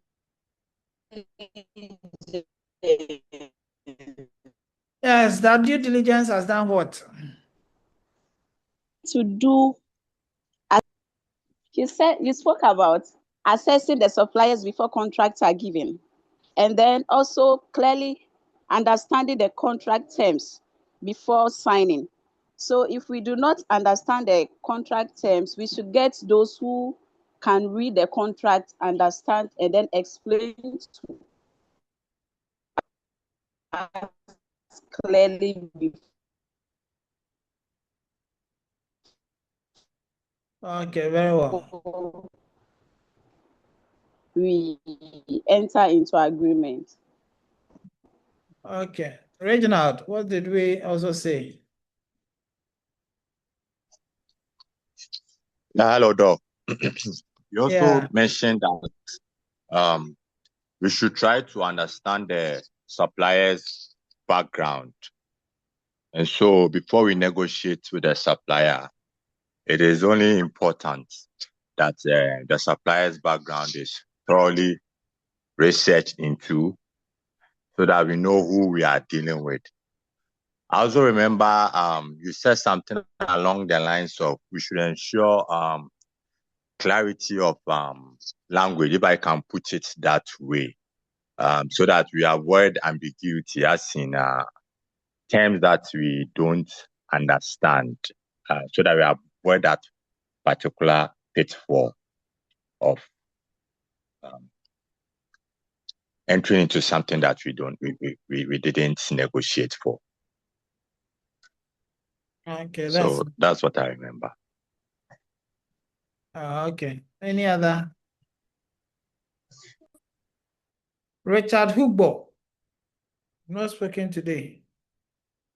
Hugbo. Richard Hugbo. Yes, Doc.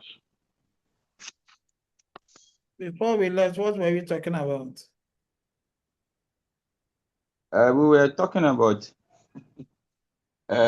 prevention of pitfalls in negotiation.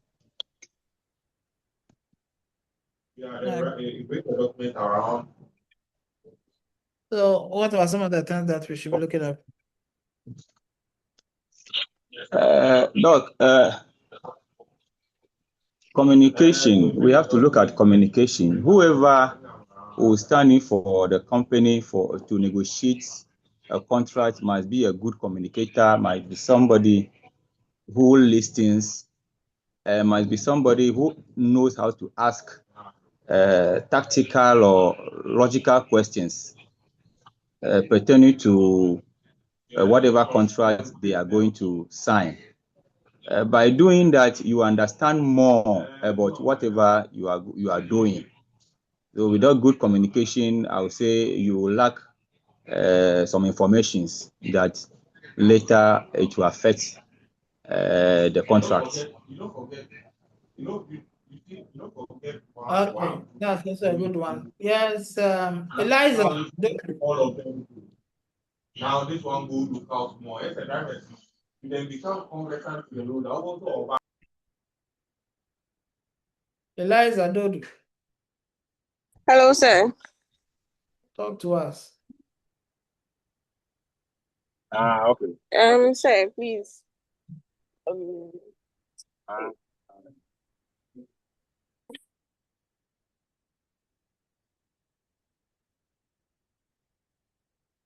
Before we left, what were we talking about?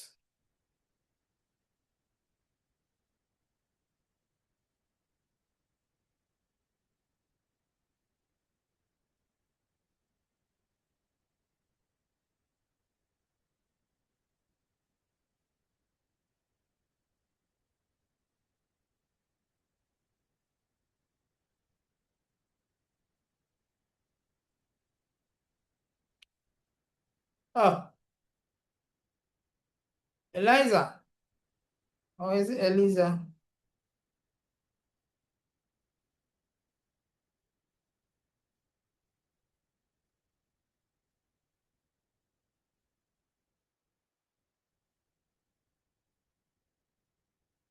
Okay.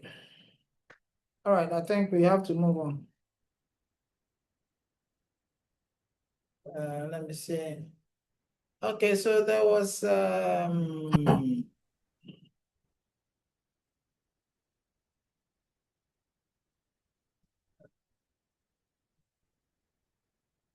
okay, so now we get introduced to procurement contracts, and this will come in handy because you have indeed tested the entirety of the procurement cycle. And I'm inclined to think that by this time, I mean, you have some very clear information with regards to this, and so you would be able to handle this very well. Yeah. So would indeed look at how best to look at the procurement contracts and what it all brings.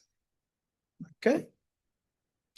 So we are looking at procurement contracts to be a legally binding agreement between a buyer and a seller, outlining the various times, the terms and conditions for the provision of goods and services, including works. All right, so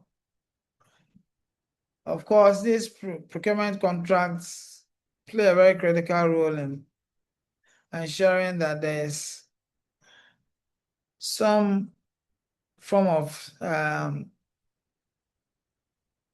clarity as far as supply chain management is concerned. So in order to make sure that these procurement contracts are legally binding, it's supposed to be crafted in a particular way, and therefore ensuring that there is some form of legal provisions are critical.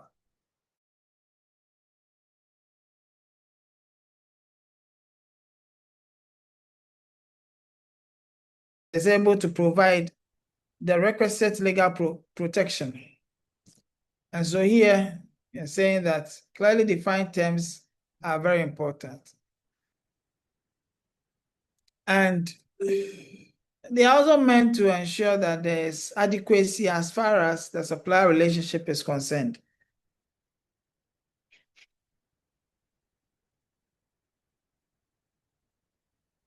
So formalizing the various provisions and agreements are key. Okay. And so you can also look at it from this angle where there's this minimization of risks. You know, procurement issues are just as many as we've discovered several of them. So when the contract is well structured, it annihilates all manner of bickerings, all manner of unwarranted innuendos in this whole exercise. So managing risks goes in line with avoiding unnecessary costs. Okay. And that is very important. That is very important. So let's look at the role of procurement contracts in ensuring smooth operations. Definitely, because they are standardized procurement processes, you know, we don't have to worry much if only you are going by the defined rules, regulations, standards, procedures, etc. of the procurement provisions, thereby ensuring that both parties actually play their roles as assiduously as possible. And that is very, very important to indicate. Again,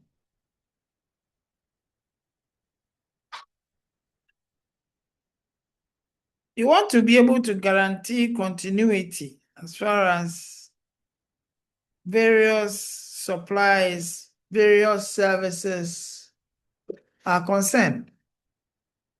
And therefore, it beholds that when these provisions are streamlined, then of course you can guarantee that reliable sourcing can occur. Okay, because indeed, the Act actually stipulates how procurement is supposed to be done. And therefore, when it is done that way, one can only be inclined to think that the various expectations would be met. Why? Because indeed, you have outlined the various activities that are supposed to be done, the various mandates that are supposed to be executed by the party concerned.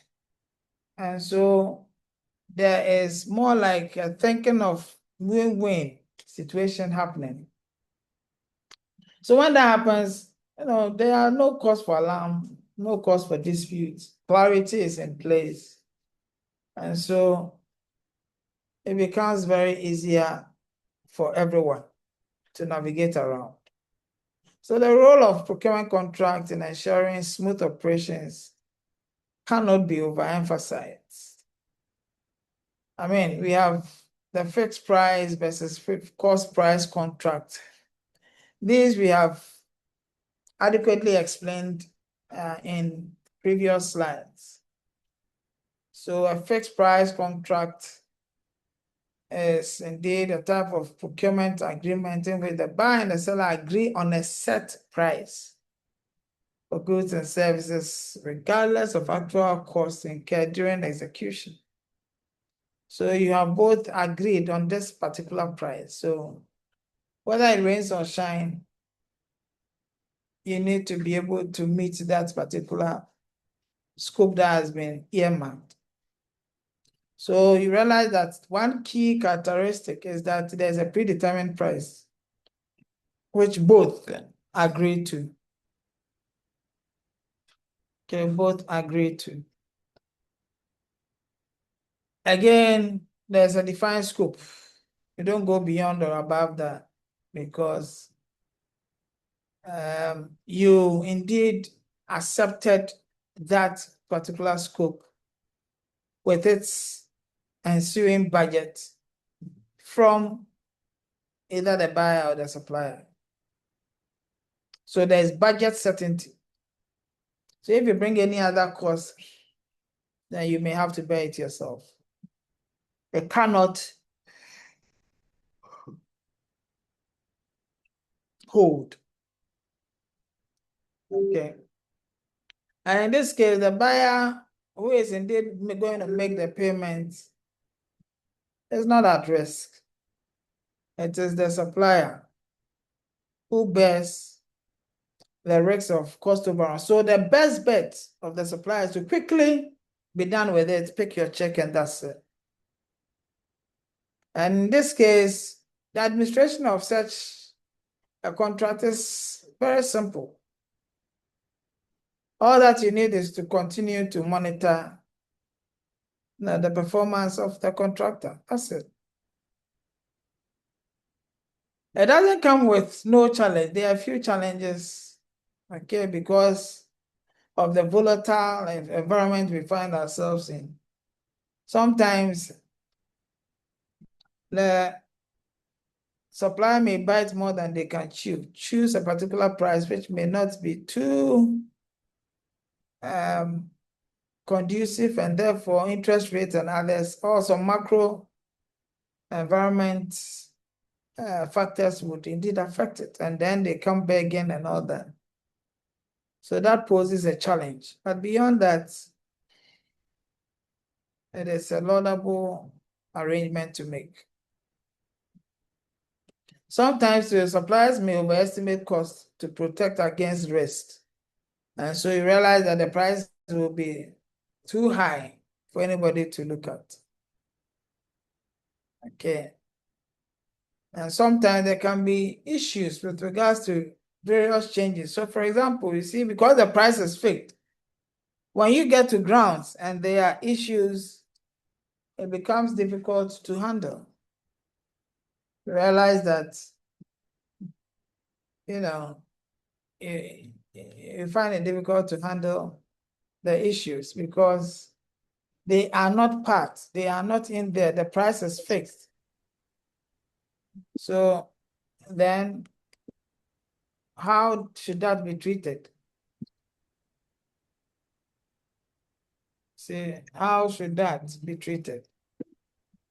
It is something that has to be looked at. Oh. Okay.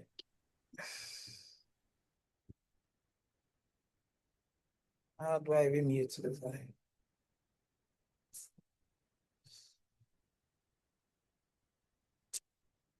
So these are a few things that has to be considered in fixed price contracts. Any questions with fixed price contracts?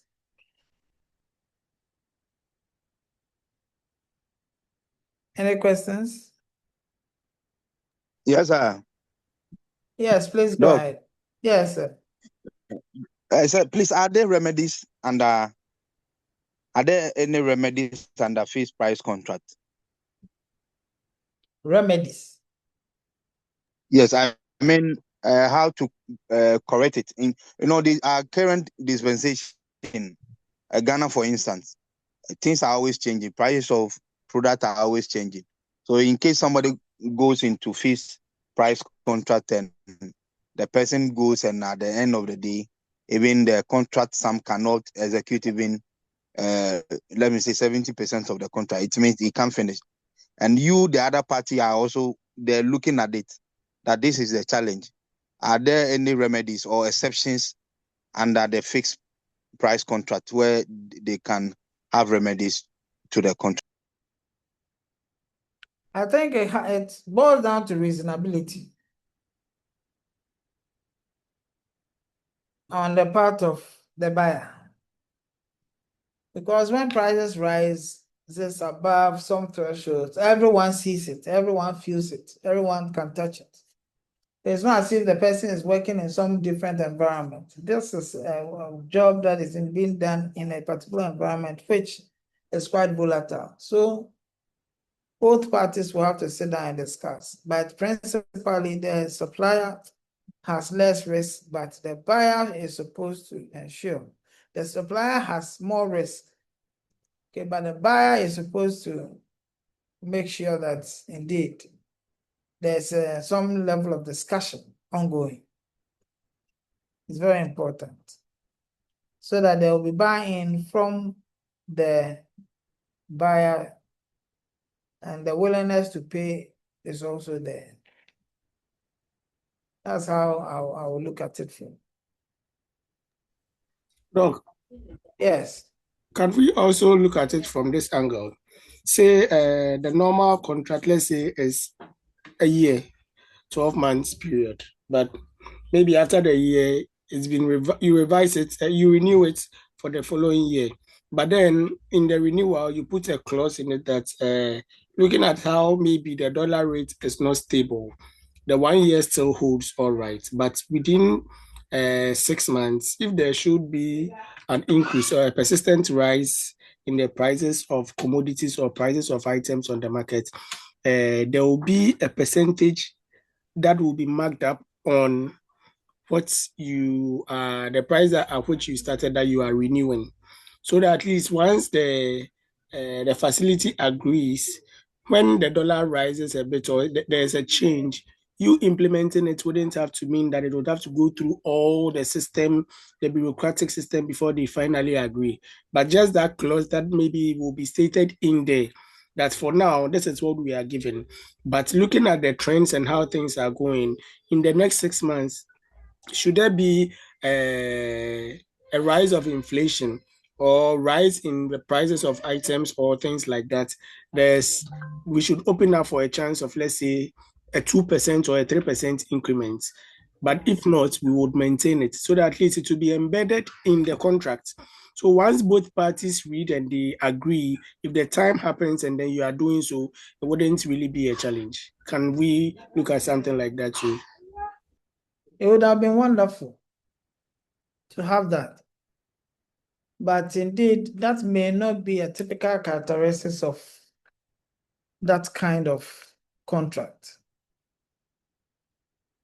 It can be agreed, but fixed price is fixed price, and others can indeed argue on that line.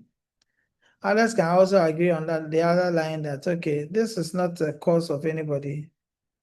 Okay, and so then, you know, you may have to have some variable in the indices within the contract. So that can also work out. So it all boils down to what the buyer is thinking. Okay, what the buyer is thinking. If it's the flexible type, why not? It would be good that you bring in those provisions to protect everybody. But at the end of the day, you also don't want to run at a loss by supplying what the prices are indeed over the moon. So that's what I have to say on that. Any other assertion on this? Tony, your hand is up. Do you want to share your thoughts on this? Doc, thank you very much. Please, I want to add something to Mr. Sikachu's question. I want him to understand that for a contract, you should know when to use fixed and when to use cost. Okay, yes. For the cost, you know that the buyer may, or let's say the buyer may bear most of the cost risk. And some of the remedies that one can use is to do a cost audit to verify the actual expenses. Okay. Also, you should also disallow unapproved costs that are not contractually reimbursable. So, and also you can also withhold any kind of fees or any incentive if the performance targets are not really met or it doesn't meet your specification. So, for instance, if a contractor working under a cost plus contract, let's say will submit an inflated fuel or a material cost. Okay, it happens in our construction site where the foreman will inflate cost material.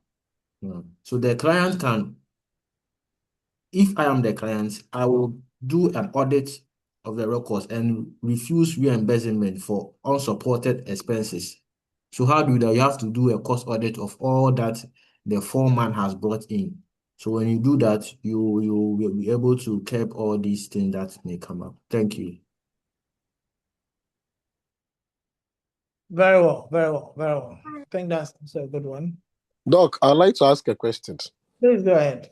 Okay, so this whole thing about price fluctuations, inflations during contracts awards and everything, I am made to believe, or I don't know, I stand to be corrected. Is that not why of late most contracts are being awarded in dollars? Go on. Yes, because this fixed price thing, for example, where I work, almost 75 to 80% to 85% of the contracts are all awarded in dollars. And the prices never change, the conditions are rigid and fixed. Everything is fixed. But I mean, at the end of the day, I believe that the inflation hikes and the price fluctuations is the main reason why most Ghanaian contracts are now awarded in foreign currencies. And I don't know if that could also be a reason why this contract awards, they don't really care about creating a lacuna or a caveat irrespective of price fluctuations and inflation hikes, and trying to help the supplier mitigate some form of risk during supplies. Thank you. All right. Thank you so much for your input. Very laudable one. Okay, great. Let's move on to see what cost plus is all about. Doc, please, my hand is up. Oh, okay. All right. So thank you. Doc, when it comes to fixed price, I think fixed price contracts, as the name suggests, when it comes to the public service, it's something that we don't joke with. If the price is fixed, it's fixed because suppliers or contractors will tell you dollar has gone up. But recently, dollar was up, contracts were awarded, dollar came down heavily, and contractors are benefiting and they are not saying anything. So, as the name suggests, it's fixed. So, we keep it as such. There's no remedy. So, when you are bidding for such contracts, you have to weigh the pros and cons and bid comfortably and win your bid and deliver. So fixed contract, as the name is fixed. So we don't do much about it. It is only in rare situations where in the contracts, one may peg the inflationary rate. Maybe the contract may span for a year. We will peg the inflationary rate at the moment that maybe inflation is maybe 12%. So there will be a review when inflation gets to about 20%. That clause can be fixed in somewhere, but usually once it's fixed, it's fixed. Thank you. Wow. That's also a good one. Okay, great. Great submission. Yes. Doc, please, during my undergrad, I did economics. We learned something called options and then futures. Yeah. I want to know if under contract management, the factor, I mean, there's a link between these ones, the cost fixed and then the futures and options. For the future of another name for the future is the forward pricing. We use it when parties agree to on today's price for delivery in the future. So for instance, we use it when price volatility is high. For instance, those commodities like fuel, cement, spare parts, and other things. And then when parties want prices certainty, and also it's common in long-term supply contracts. So I want to find out, in contract management, do they also use these terms, the futures and the options? For the options, I know that it gives flexibility to adjust prices based on market conditions using a defined formula or a benchmark. So in contract management, do we use these terms in it?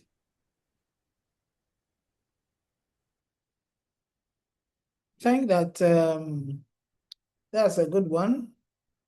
However,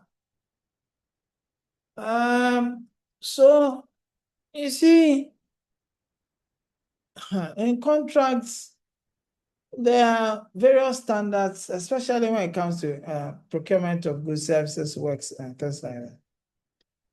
There are, and then it also depends on as I've always said, whether it's a public organization or a private organization. For public organizations, some of the contracts terms, they are fixed, they are there. You have to use them.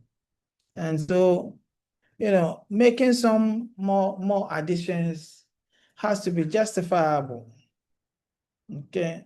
If it is a public institution, you need to justify why the inclusion of certain terms and conditions. But in private, we call that hedging. You want to hedge against any future changes, price fluctuations. And so there's a negotiation on a particular price, which would indeed have to stay for a period of time. So those arrangements can be made, especially in the private sector.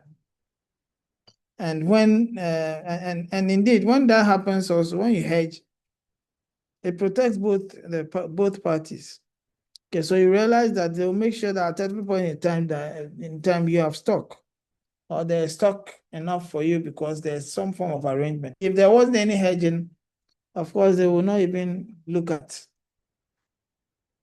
that proposal or look at you in that way, in that light, or push for that to happen. That's because there's a contract. That's what would indeed be a game changer. Yes, so that's what it is. I don't know if Tony, that is satisfying or. Hello, Tony. Doc, please, yeah, I'm satisfied. Okay. I said this because as I said, my company contracts Star Oil to supply fuel. So I was thinking that let's say a fixed future price can stabilize the budgeting. Okay, while let's say an option clause can adjust prices when let's say the fuel prices rise significantly. But you mentioned that there are also tools that you can use to manage price risk inside those contract types. So I'm very grateful for your clarification on that. Yeah, so as for government contracts, there are fixed procedures which has to be followed for the procurement of certain goods and services and all that. Okay, they are fixed. There's nothing you can do about it. If there are any additions, you need to justify why and how that is going to influence the contract. Okay. But for private, as I've said, yes, you can indeed infuse those clauses in there. Once both parties actually agree, then, I mean, you're good to go. There's no qualms with that one at all. There's no qualms. Cost plus. Okay, this we have also talked about before. Okay, so the buyers reimburse the supplier for actual costs incurred during the project execution, along with an additional agreed upon fee or profit margin. Okay, so here it's more for industries and things like that. Construction, research, defense project, etc. What are we saying? We are saying that the buyer will have to pay the supplier for the work that they have done within a period. And in addition, give them something like an agreed upon fee because they've been able to achieve that. So what are some of the characteristics? Reimbursement of actual costs. So here you're looking at the costs that indeed has been incurred. That is what is being paid for within a period. Okay. Unlike the fixed price where there are several risks in there and all that. So you may not at that particular point in time be able to reap the full benefit of what you have executed. Again, there's some form of agreed upon profit margin, okay, which the supplier is supposed to pay the buyer. The buyer is supposed to pay the supplier, sorry. Okay. And so you realize that the buyer will be paying the supplier a particular percentage. Okay, and it's not variable. They have agreed upon it, and so that percentage will be paid at every point in time. There's also flexibility in cost adjustment. If there are some fluctuations with cost reimbursable, there's an opportunity for both parties to look at what is happening on the ground and then adjust accordingly. Okay. Again, definitely it comes with its own challenges. Okay, it comes with various challenges because there's less cost control and that has to be watched. So suppliers are reimbursed for actual costs. Okay, and there's risk of inefficient spending or lack of incentive for cost-saving measures. Because of whatever it is, you get paid. And you'll be given something else, which is indeed also a motivation. So you are more or less sorted in a way. So executing the actual task becomes quite a daunting task. Again, when prices or expenses are inflated, suppliers might exaggerate costs and think that that's all there is. So once there's that realization, then one has to be careful. Again, there's what we call a complex cost auditing. Okay, buyers need robust cost tracking mechanisms to ensure transparency, efficiency, fiscal and financial management, and all that.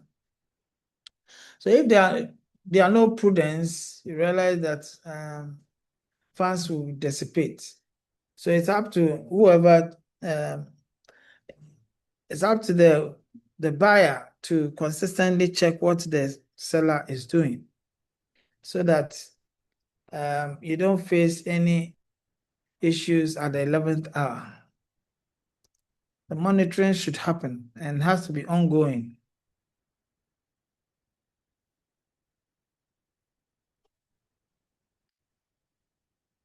Okay.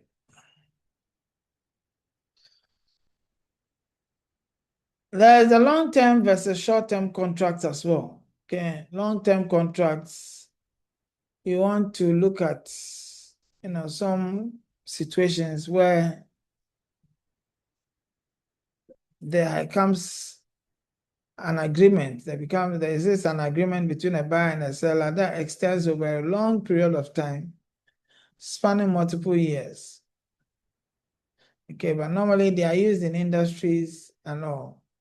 Because you can build an industry, you can build it, and then have some negotiations with another party to come into your country and then engage in what you indeed wanted them to do. So that is the long-term versus short-term contracts that has to be considered. So they are long-term, okay, they have a defined duration, okay, and that also encourages supplier relationship. And I'm saying that supplier relationship is so crucial, so key, that at every point in time, you need to be able to hold it in high esteem. It's even bigger than several positions. Okay, so supplier relationship is key. It's key. So what are some of the benefits? Stability in supply relationship. Long-term contract will afford that. Cost saving through bill. So a bill can indeed be sent to various quarters. Okay. So buyers indeed can negotiate lower prices by committing to larger volumes over an extended period, benefiting from economies of scale. Economies of scale. All right. So again, what can you do? You want to be able to reduce certain administrative risks and all that.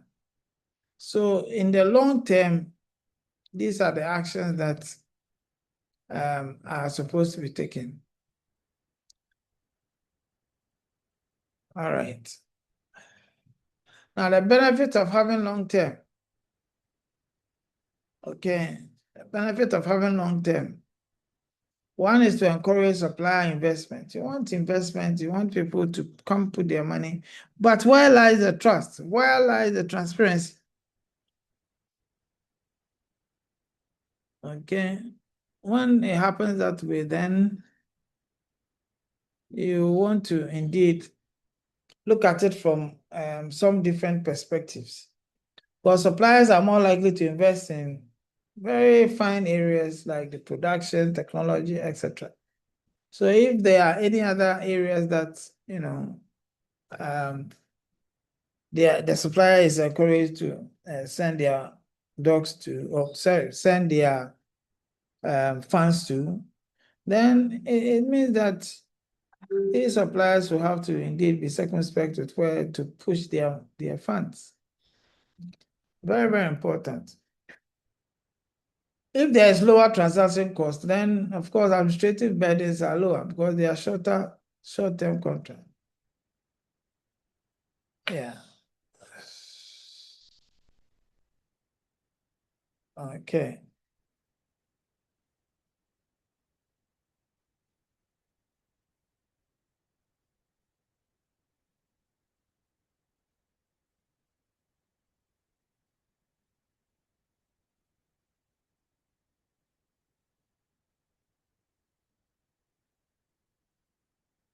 Okay, so for short-term contracts, okay, it lasts for a particular period,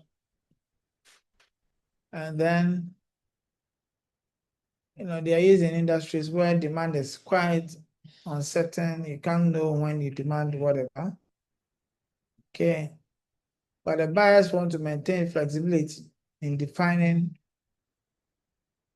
choices. That's very, very important. So for short term, what are the key characteristics? There is limited duration.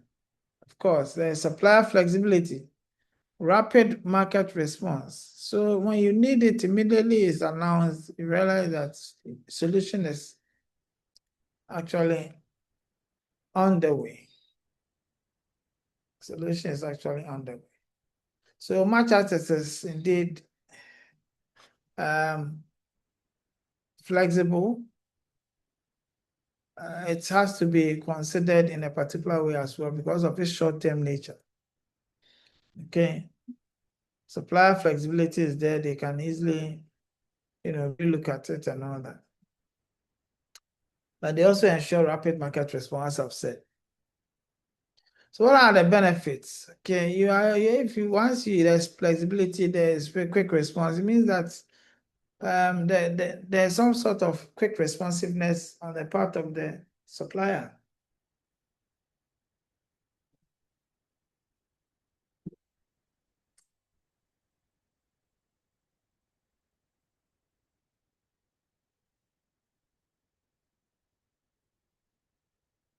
Now, because it is short term, quickly you can get whatever it is from the market, and then more or less do your supplies and all that quick. So you don't have to bear any brunt. Don't have to bear any brunt. Okay.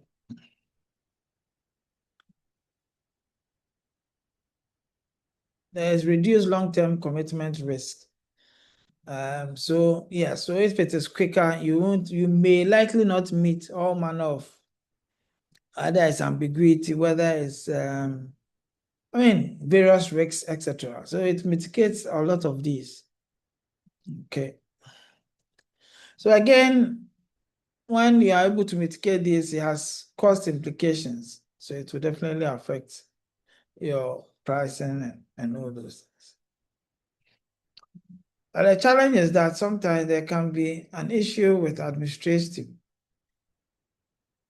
Okay, when to manage that particular process. When it comes to renewals, who does it and all those things. It becomes quite a daunting task.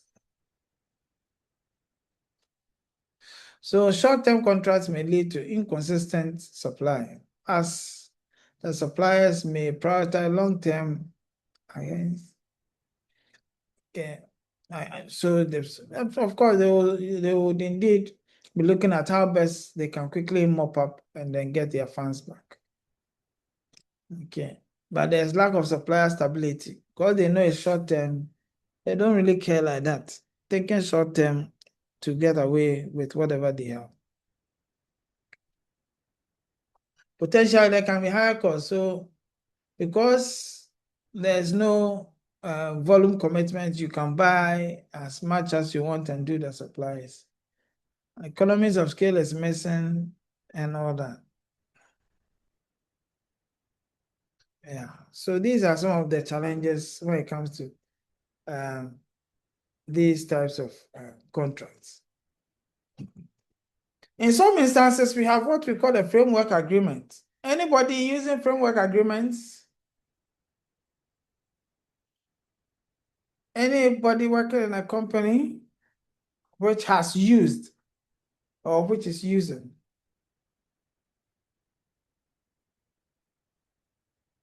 So nobody is using it here. Okay. Box. Yes. Yes, I use framework agreements sometimes. Explain it to us. What is that? So the framework agreement is such that before we enter into the agreements proper, we make the companies aware in the tendering documents that this project that we are undertaking, for instance, let me pick goods. So let's say we want to buy goods. These goods that we are going to, this contract we are going to engage ourselves into is going to span for about a year or 2 years. So based on that, all terms and conditions are spelled out. So the agreement is signed over the period. And then let's say anytime the buying agency needs any of the goods within the contracts, let's say I'm buying, let's say 1,000 bags of rice, and I want you, the supplier, to supply this 1,000 bags of rice over a period of maybe 1 year or 2 years. It's agreed upon. So maybe first quarter, first 3 months, I need 200 bags. So I place a purchase order based on the framework agreement that has been signed, and the supplier delivers. So whatever engagement we are having is based on the long-term agreement that has been signed between the two parties. So that's what I used. Thank you. Yeah, I think that is indeed on point. Okay. And so it's synonymous with what I've written. Framework agreement, long-term contract between buyer and seller. More suppliers that sets the terms and conditions for future purchases over a specific period. So within the specific period, they have fixed quantity of goods, but the price has already been established. So you ensure that you supply those quantity of goods, make sure quality checks are done, and delivery conditions remain. for as long as they can. So indeed, this is what framework agreement is all about. What are the advantages? Of course, there's reduced procurement lead times. Yes. Since the contract is pre-negotiated and everything is in place, it eliminates the need for all manner of risk associated with new contracts or new contractual agreements. There's cost efficiency because you already have a place, or you already have a supplier to depend on. Enhances supply relationship management because you're going to work together for quite a long time. And there's some form of adjustment as far as living in is concerned. Flexibility in ordering at any point in time, you can order, and whoever it is would indeed be upbeat as far as getting some of these goods and services are concerned. Buyers can procure goods or services as needed, avoiding excessive stockpiling and reducing inventory holding costs. Yeah, so this also ensures that there is some form of flexibility in this whole exercise. And it also improves compliance, but both parties have signed to undertake such an endeavor. And so standardized agreements would be good, so that to ensure that the procurement aligns with regulatory requirements. Okay, so this happens to be the framework agreement. There are a few framework contracts examples in Ghana, like the Government Bulk Procurement Agency, okay, the public sector construction, okay, so here you have utility and energy contracts. Okay, so these are all long-term in nature, okay, and more or less ensuring that they have consistent power issues that are supposed to be resolved. Okay.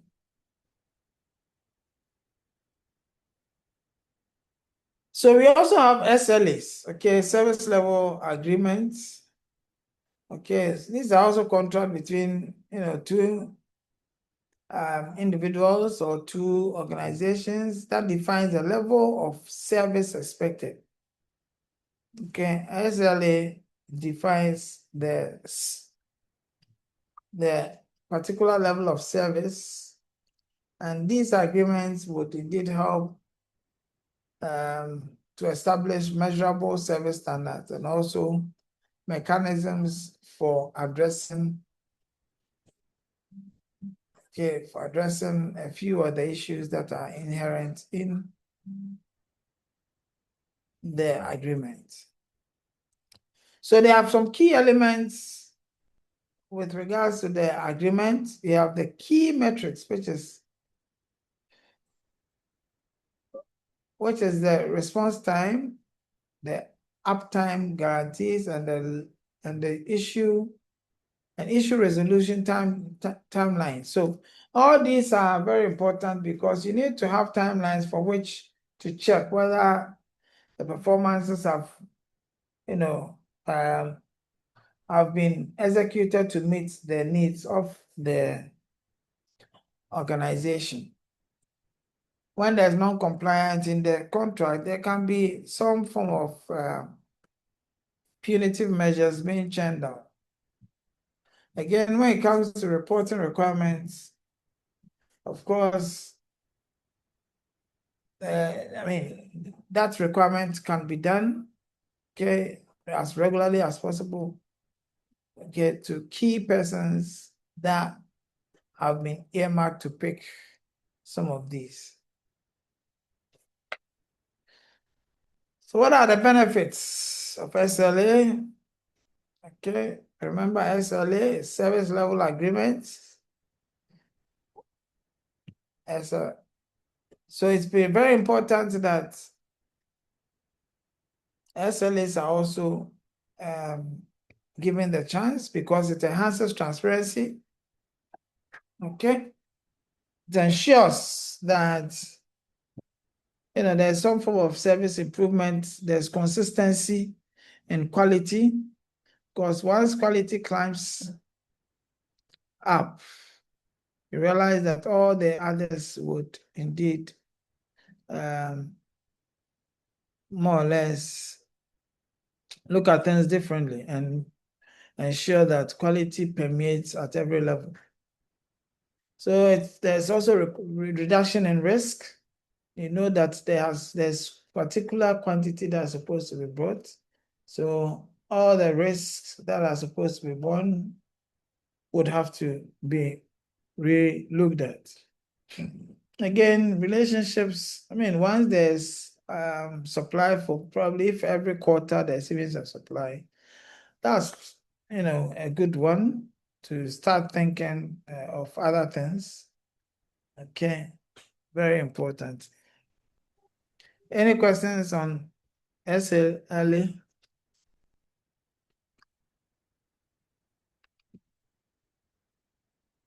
Okay, there are key considerations for selecting the type of contract. Okay, I think that, let's see. What are some of the key considerations you would look out for when trying to pick up a contract?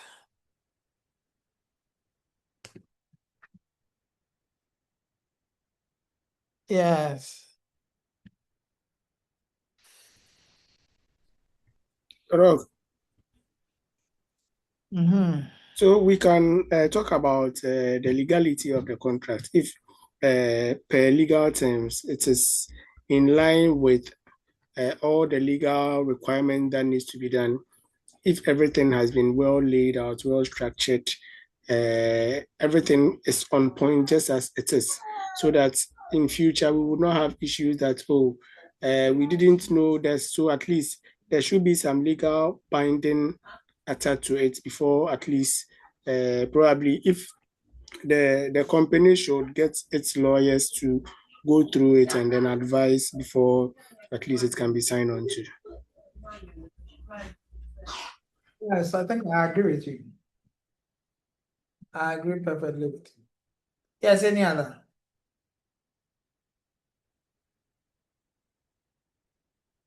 Any other? Hello, Doc. Yes. Yes, so among some of the things that has to be considered is the nature of the project. That is, it has to be spelled out clearly. Talking of the scope of the project itself, for instance, we need to talk about, let's say, the length of the service agreement, how it will be implemented. We talk of how parties will be paid, what is expected of the parties here and there. So let's say I sign a service level agreement with, let's say, an air conditioned service provider. So the scope of such work would be that maybe every quarter you service 200 air conditioners. And for that matter, if there is any spare parts that needs to be replaced, so the servicing will come with, let's say, an agreed cost of one air condition. Then let's say in the course of the servicing, maybe a machine is broken down, a spare parts needs to be replaced. That's what should be agreed, that will come with an extra cost.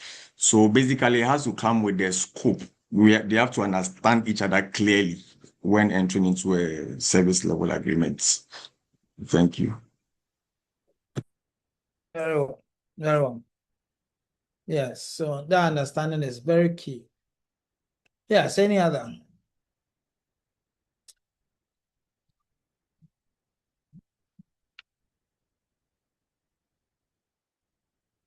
Any other? Most of you are into contracts, and so what are some of the considerations you need to be looking out for before you enter into any kind of contract? I think this comes in handy. Rebecca Bonnie, what do you say? So, I think you have to consider what type of service the vendor is going to render. Then we also consider the service charge and how often you are going to need the services of the vendor. Okay, that's also great. Yeah, I think that is good. Yeah. Yes, any other? Yasmin Hussein.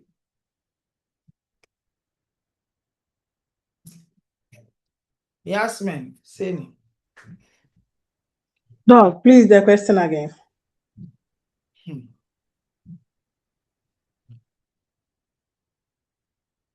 What are the conditions to consider when you want to enter into a contract?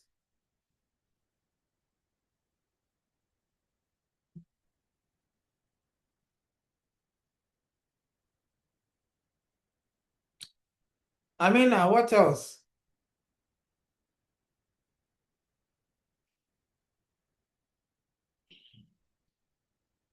Amina. Yes, sir. Yes, you want to enter into a contract. What are some of the conditions you should be looking out for? What are the things you should be thinking about? You should also look at the quality of services the person is bringing. I mean, you should also find out how their services has been. Maybe they've entered into contract with another company before. You should find out, make all these enquiries, and then finally you then draw your conclusion whether to go into it with them or not. So it means that you need to do some form of reviews, yeah? Yes, sir. You have to review their experiences, okay? So Yes, you sir. look at their websites, you look at other people's works that they claim to have been done. You contact these people and ask them of their assertion of the performance of these organizations.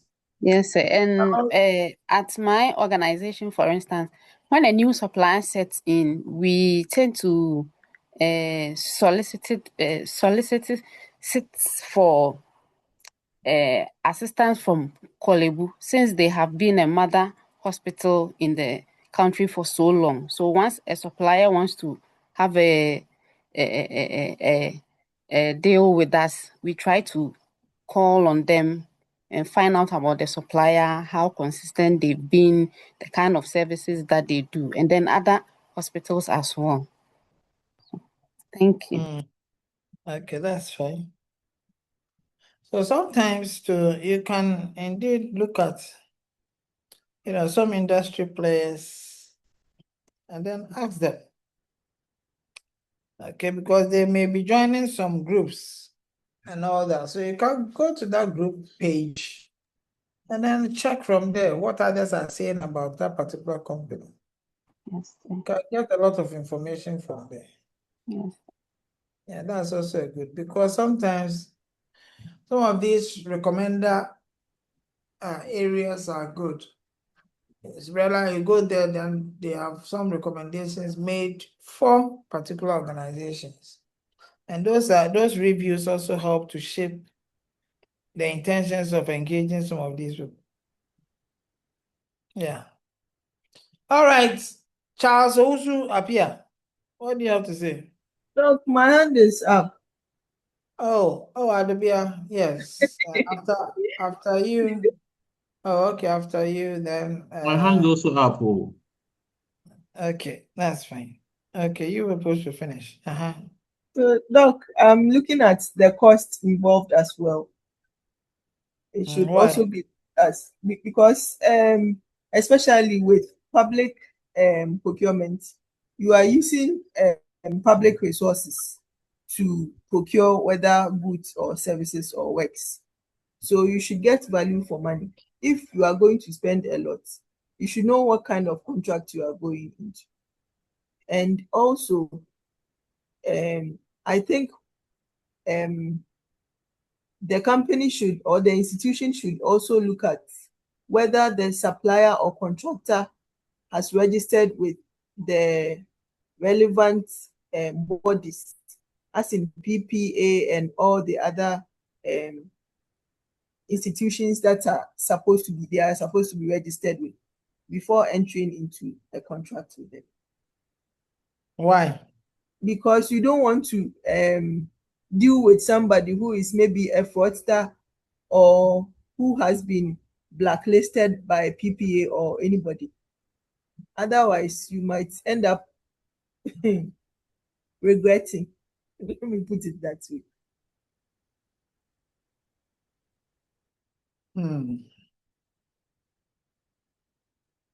Okay, Tony. Thank you very much, Doc. Before engaging or signing a service level agreement, let's say for the air condition, as Jude mentioned, the key is to assess whether the arrangement is actually workable or measurable and also enforceable. First of all, we should look at a clear understanding of the service requirement. Okay, it's not just about repairing the AC, but also we should also consider the responsive time, the downtime cost, and the responsive time they will come in. Also, they also have to do, how do you call it, a cost structure too. They should evaluate the fixed and then the variable cost model as we mentioned earlier. So whatever service that the service provider is providing to, let's say me or the company, they should look at the fixed cost and also the variable cost, what it entails. Even if they are servicing an AC, they have to specify whether they are in charge of doing a replacement or not. Sometimes it may not be specified into the contract, but if it happens that it is not in the contract and they buy or they replace the parts which is not in the contract and they come in to for reimbursement, then the entity has the opportunity to also withhold it.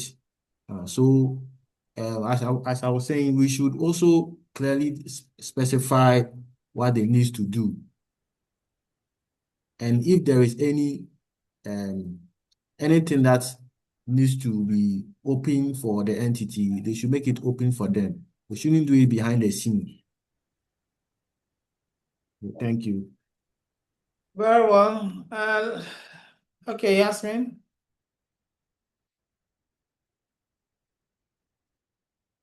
Hello, Doug. Yeah. Things to consider before entering into a contract. One, purpose of the contract. Be clear about what you want to achieve in the contract. And terms and condition too is important. Oh, okay. Yes, these are very important points. Yes, Gordon. Gordon,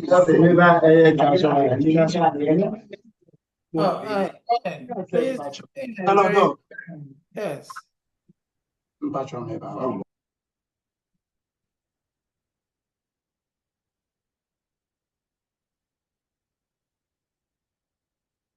Yes, Gordon, please go ahead.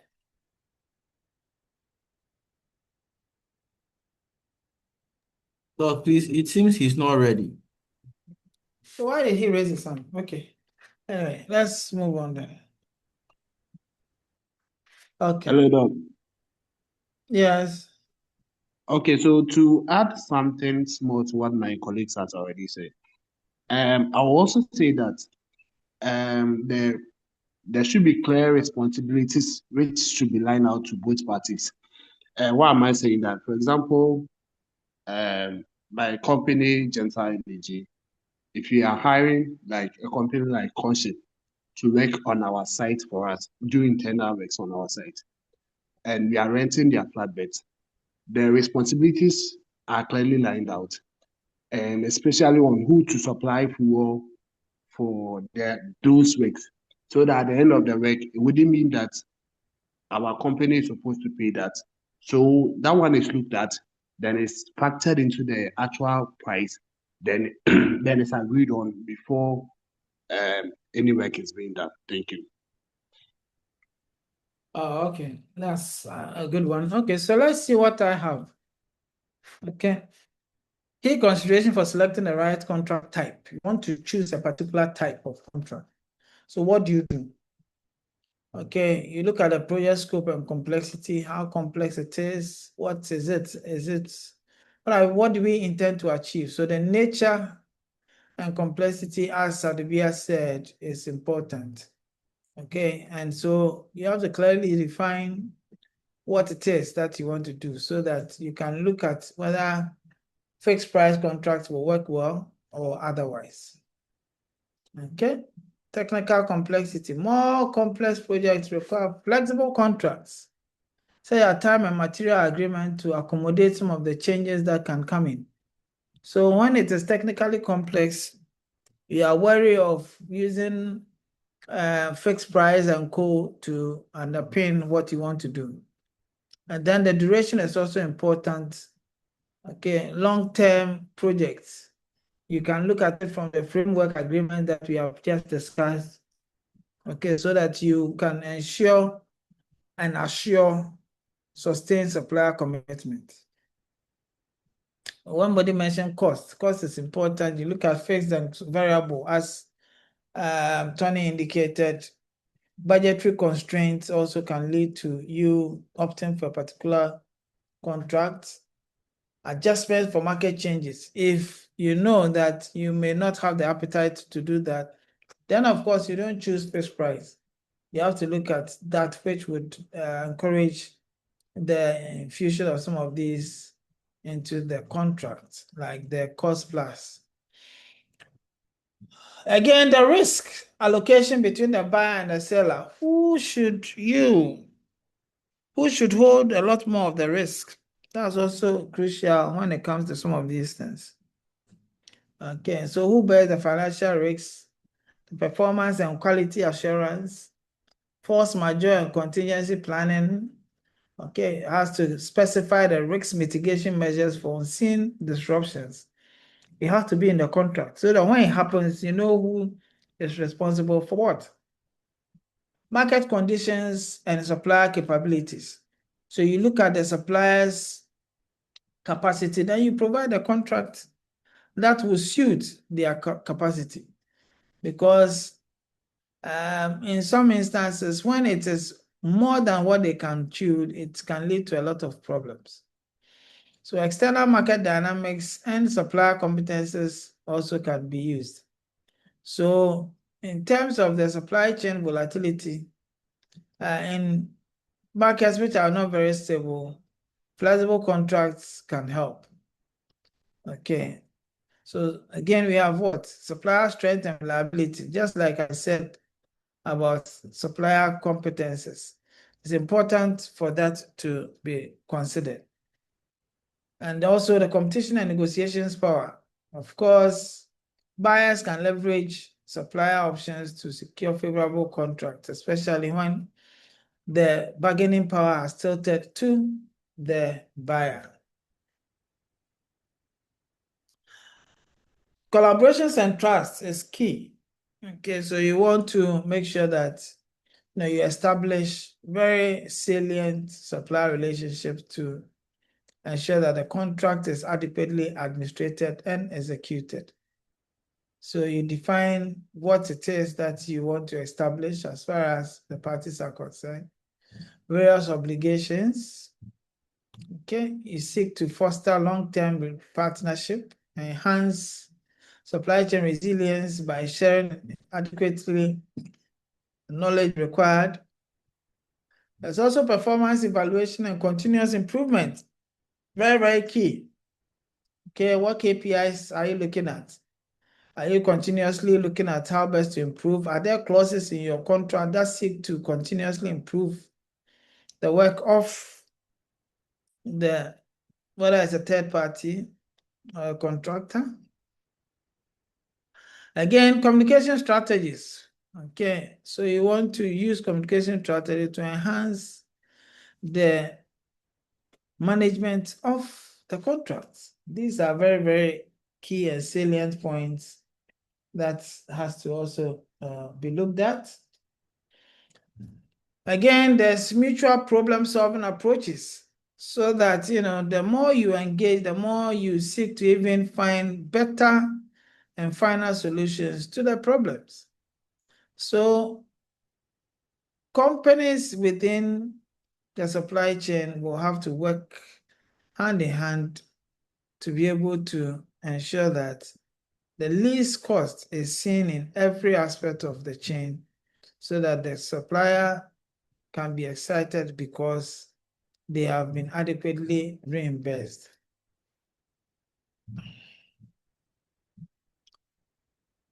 So these are some procurements in Ghana. I believe that for these, we have seen them in the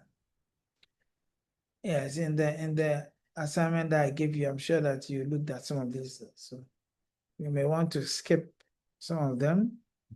Procurement principles: transparency, fairness, value for money, competitiveness, accountability, and compliance. These are the principles underpinning procurement, and indeed, everyone is supposed to know this. Procurement principles. Procurement principles. So mention the procurement principles, and with a typical example, explain 4 of these principles. Okay, and how they positively impact on a successful contract.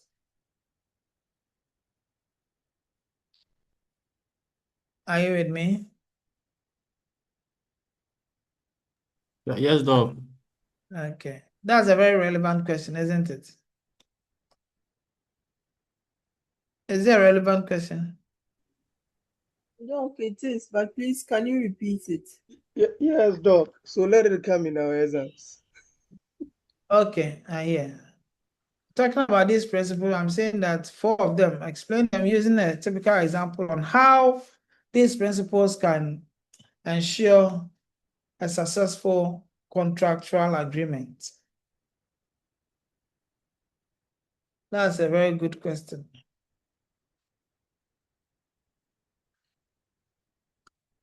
Okay, so there are several ways to tender. Okay, one of them is what? The National Competitive Tendering. Okay, NCT. So here we are saying that open tendering is the most transparent and competitive procurement method used in Ghana, allowing all qualified suppliers to bid for contracts. So in order to ensure that one of the principles of procurement is seen, we realize that there is what? We realize that there is fairness and value for money being seen, especially with the open tendering. Adverts is open to all. Access is open to all to bid. And then there's competitive selection. That's where there's an issue. Okay, that's where there's an issue. Because you can talk about all the principles, but when it comes to selection, if you allow, or if those who matter are allowed to do the selection, I think it's sometimes work best than letting certain people more or less account for what the hospital has actually procured, or whatever it is that a particular company may want to procure. Okay. And so PPA provides a regulatory oversight, ensuring adherence to some of these guidelines. Okay, so there's an advantage here. There's fairness, there's competition, there's some form of transparency. I mean, during the bid conference, if someone is supposed to be disqualified, then the person will be disqualified, or the person would indeed have to just exit, because I mean, at that first moment, if things are not right, then things will never be right. Unless, of course, in some other contractual engagement. Yeah. But once people are given the chance to submit, of course, everyone can submit their tender documents. It can be a lengthy process and would have high administrative costs because it can take quite a long time. Yeah. Any questions so far?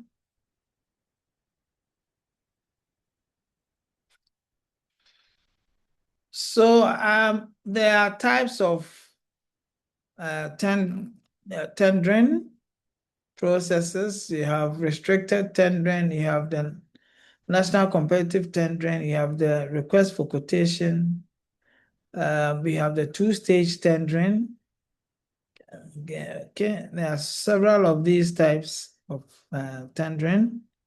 I want you to go and look at them and then look out for the merits and demerits so that we can talk about them as well. The procurement strategies or methods, look at them, and then look at the merits and demerits. And then you may want to also consider when and why they are used. That's also good. All right. Are we aligned?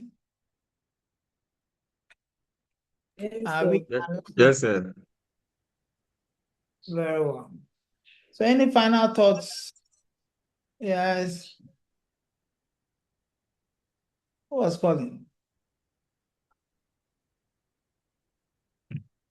Yeah, it Yeah. was Sir, Eddie. there's a hand Eddie. up. Okay, please talk to us. Doc, good evening. Yeah. Yes. This is a question about this tendering issue. Let's say Yeah. as we are students now, as we are in class now, we are building connections with each other. And maybe one of my colleagues may happen to be on a tendering committee of which my company applied for. My colleague knowing my capabilities and my competencies, but the law says, because of personal interest, my colleague should exempt himself from the committee so that the committee will do its work without him. But he knowing my competencies and he excluding himself from the team, it might affect me winning the contract, and it will affect the relationship that I have with my colleagues, since we are networking to help each other as we progress. So I'm thinking of the point of that. In that angle, I'm thinking, why should it be so? Why should it not be so? Because No. I know my colleague that has the competencies to execute the project we wanted, but because of personal interest, I have to be withdrawn from the committee, and maybe my withdrawal will make him lose the contract. And he knowing that I'm in that company, maybe because of that connection, he feels he might win, and in the long run, it will spoil our relationship. Are you done? Okay, now let me come in. It is not compulsory that because you know somebody, you should be taken off a particular agenda, or if you are part of the evaluation panel, you should be taken out, because it is not done by one person in the organization. You have about, well, depending on what kind of organization, you have the internal auditor in there, you have somebody from finance, you have the user department, you have procurement, you have warehousing, and maybe you have one management member. Talking about 6 or so individuals, perusing a particular document. Only you, unless you have a lot of influence, only you cannot influence them to move in a particular way, unless, of course, there's something going on. Okay, conflict of interest would indeed emerge when it is well known. You are saying somebody knows your competence, but if somebody knows your competence, it is your documentation that you have brought that will show that your competence in A, B, or C. Bring all your documents, just like all other people. Come up with your price. Come up with your unique advantages. And if there are 6 or so, 7 people look at it and you fall in line, that's fine. So it is not up to one person to say that, okay, oh, this person is good, so pick this person. It doesn't work that way. It doesn't. Even if you are the only person in the market will show. What the document you have brought will show that you are the only person who deals in that particular commodity. And you have come in here to place your bid and all that. So that is what I'll have to indeed say about that one. It is not by force and it's not compulsion that you should indeed leave the scene. And it is not something that is out of place. In Ghana, everybody knows somebody. But it doesn't mean that you should be off. Unless, of course, you know that as for this one, I'll be compromised. Then you can then, get off, you set off, or you get out of the scene for someone else to replace you and then do the evaluation. That's what I have to say. Yeah, Stephen Tete. All right, Doc. Thank you very much. With regards to the question, when it comes to conflict of interest, I know there are 2 kinds. That is the actual interest and then the perceived interest. So for actual interest, we are looking at 5 different categories. That is where the company belongs to you, belongs to your spouse, belongs to your parents, your sibling, or your children. With actual interest, then you might be exempted from the evaluation panel. But for perceived interest, where maybe you are my friend and other acquaintances, it is not mandatory to be taken off the evaluation panel. That is what I wanted to add. Thank you. Yes, that is great. I tend to agree with that one. But as I keep saying, you are just one person. Especially when nobody knows that a particular company belongs to whoever, either your father or your mother or your wife or your children or whatever it is. My thing is that if there are 6 people or 7, unless that company, I don't know how your processes are. Okay. If you want to even if the person wants to, leave the scene, that's fine. Or is asked to recuse themselves, that's fine. But I'm saying that if you are 7 or so, it is your documentation, whatever you have in there and other factors that can. So in my opinion, one person can't be a game changer. One person can't change the whole thing when it is 1 against 7 people. Sometimes even you can have the CEO as part of the evaluation, because depending on the value that we are talking about. So, I mean, it is just because we are just bad. That's all. We are just bad, and we are always looking out for, corrupt practices. I mean, that's where it is. Apart from that, for me, I mean, the company can even belong to you, and if you say we are going according to what it is, the various things that we look out for in procurement to be able to evaluate a vendor before engaging the vendor. If you go strictly according to that and you win, that's fine. But of course, unless there is something else, I don't see how, because of just one person, a particular engagement or activity will be derailed. Yeah. I don't see that coming. Yes, Gordon Butching. Yeah. Thank you very much. Now, please, I have a question. And the question is, if you were the chief procurement officer of a government agency, under what conditions would you approve a cost plus contract worth millions of dollars? Thank you very much. Oh, I think that we've indicated what cost plus, we'll be looking out for. For example, you want a vaccine, yeah? You want Ghana to be able to be seen as, a vaccine producing organization or country. Now, you put a few scientists together to develop a particular type of vaccine.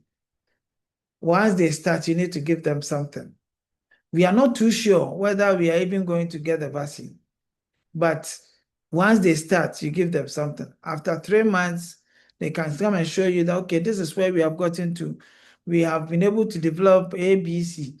And so we are still on it. You have to pay them. So you realize that there's no end in sight.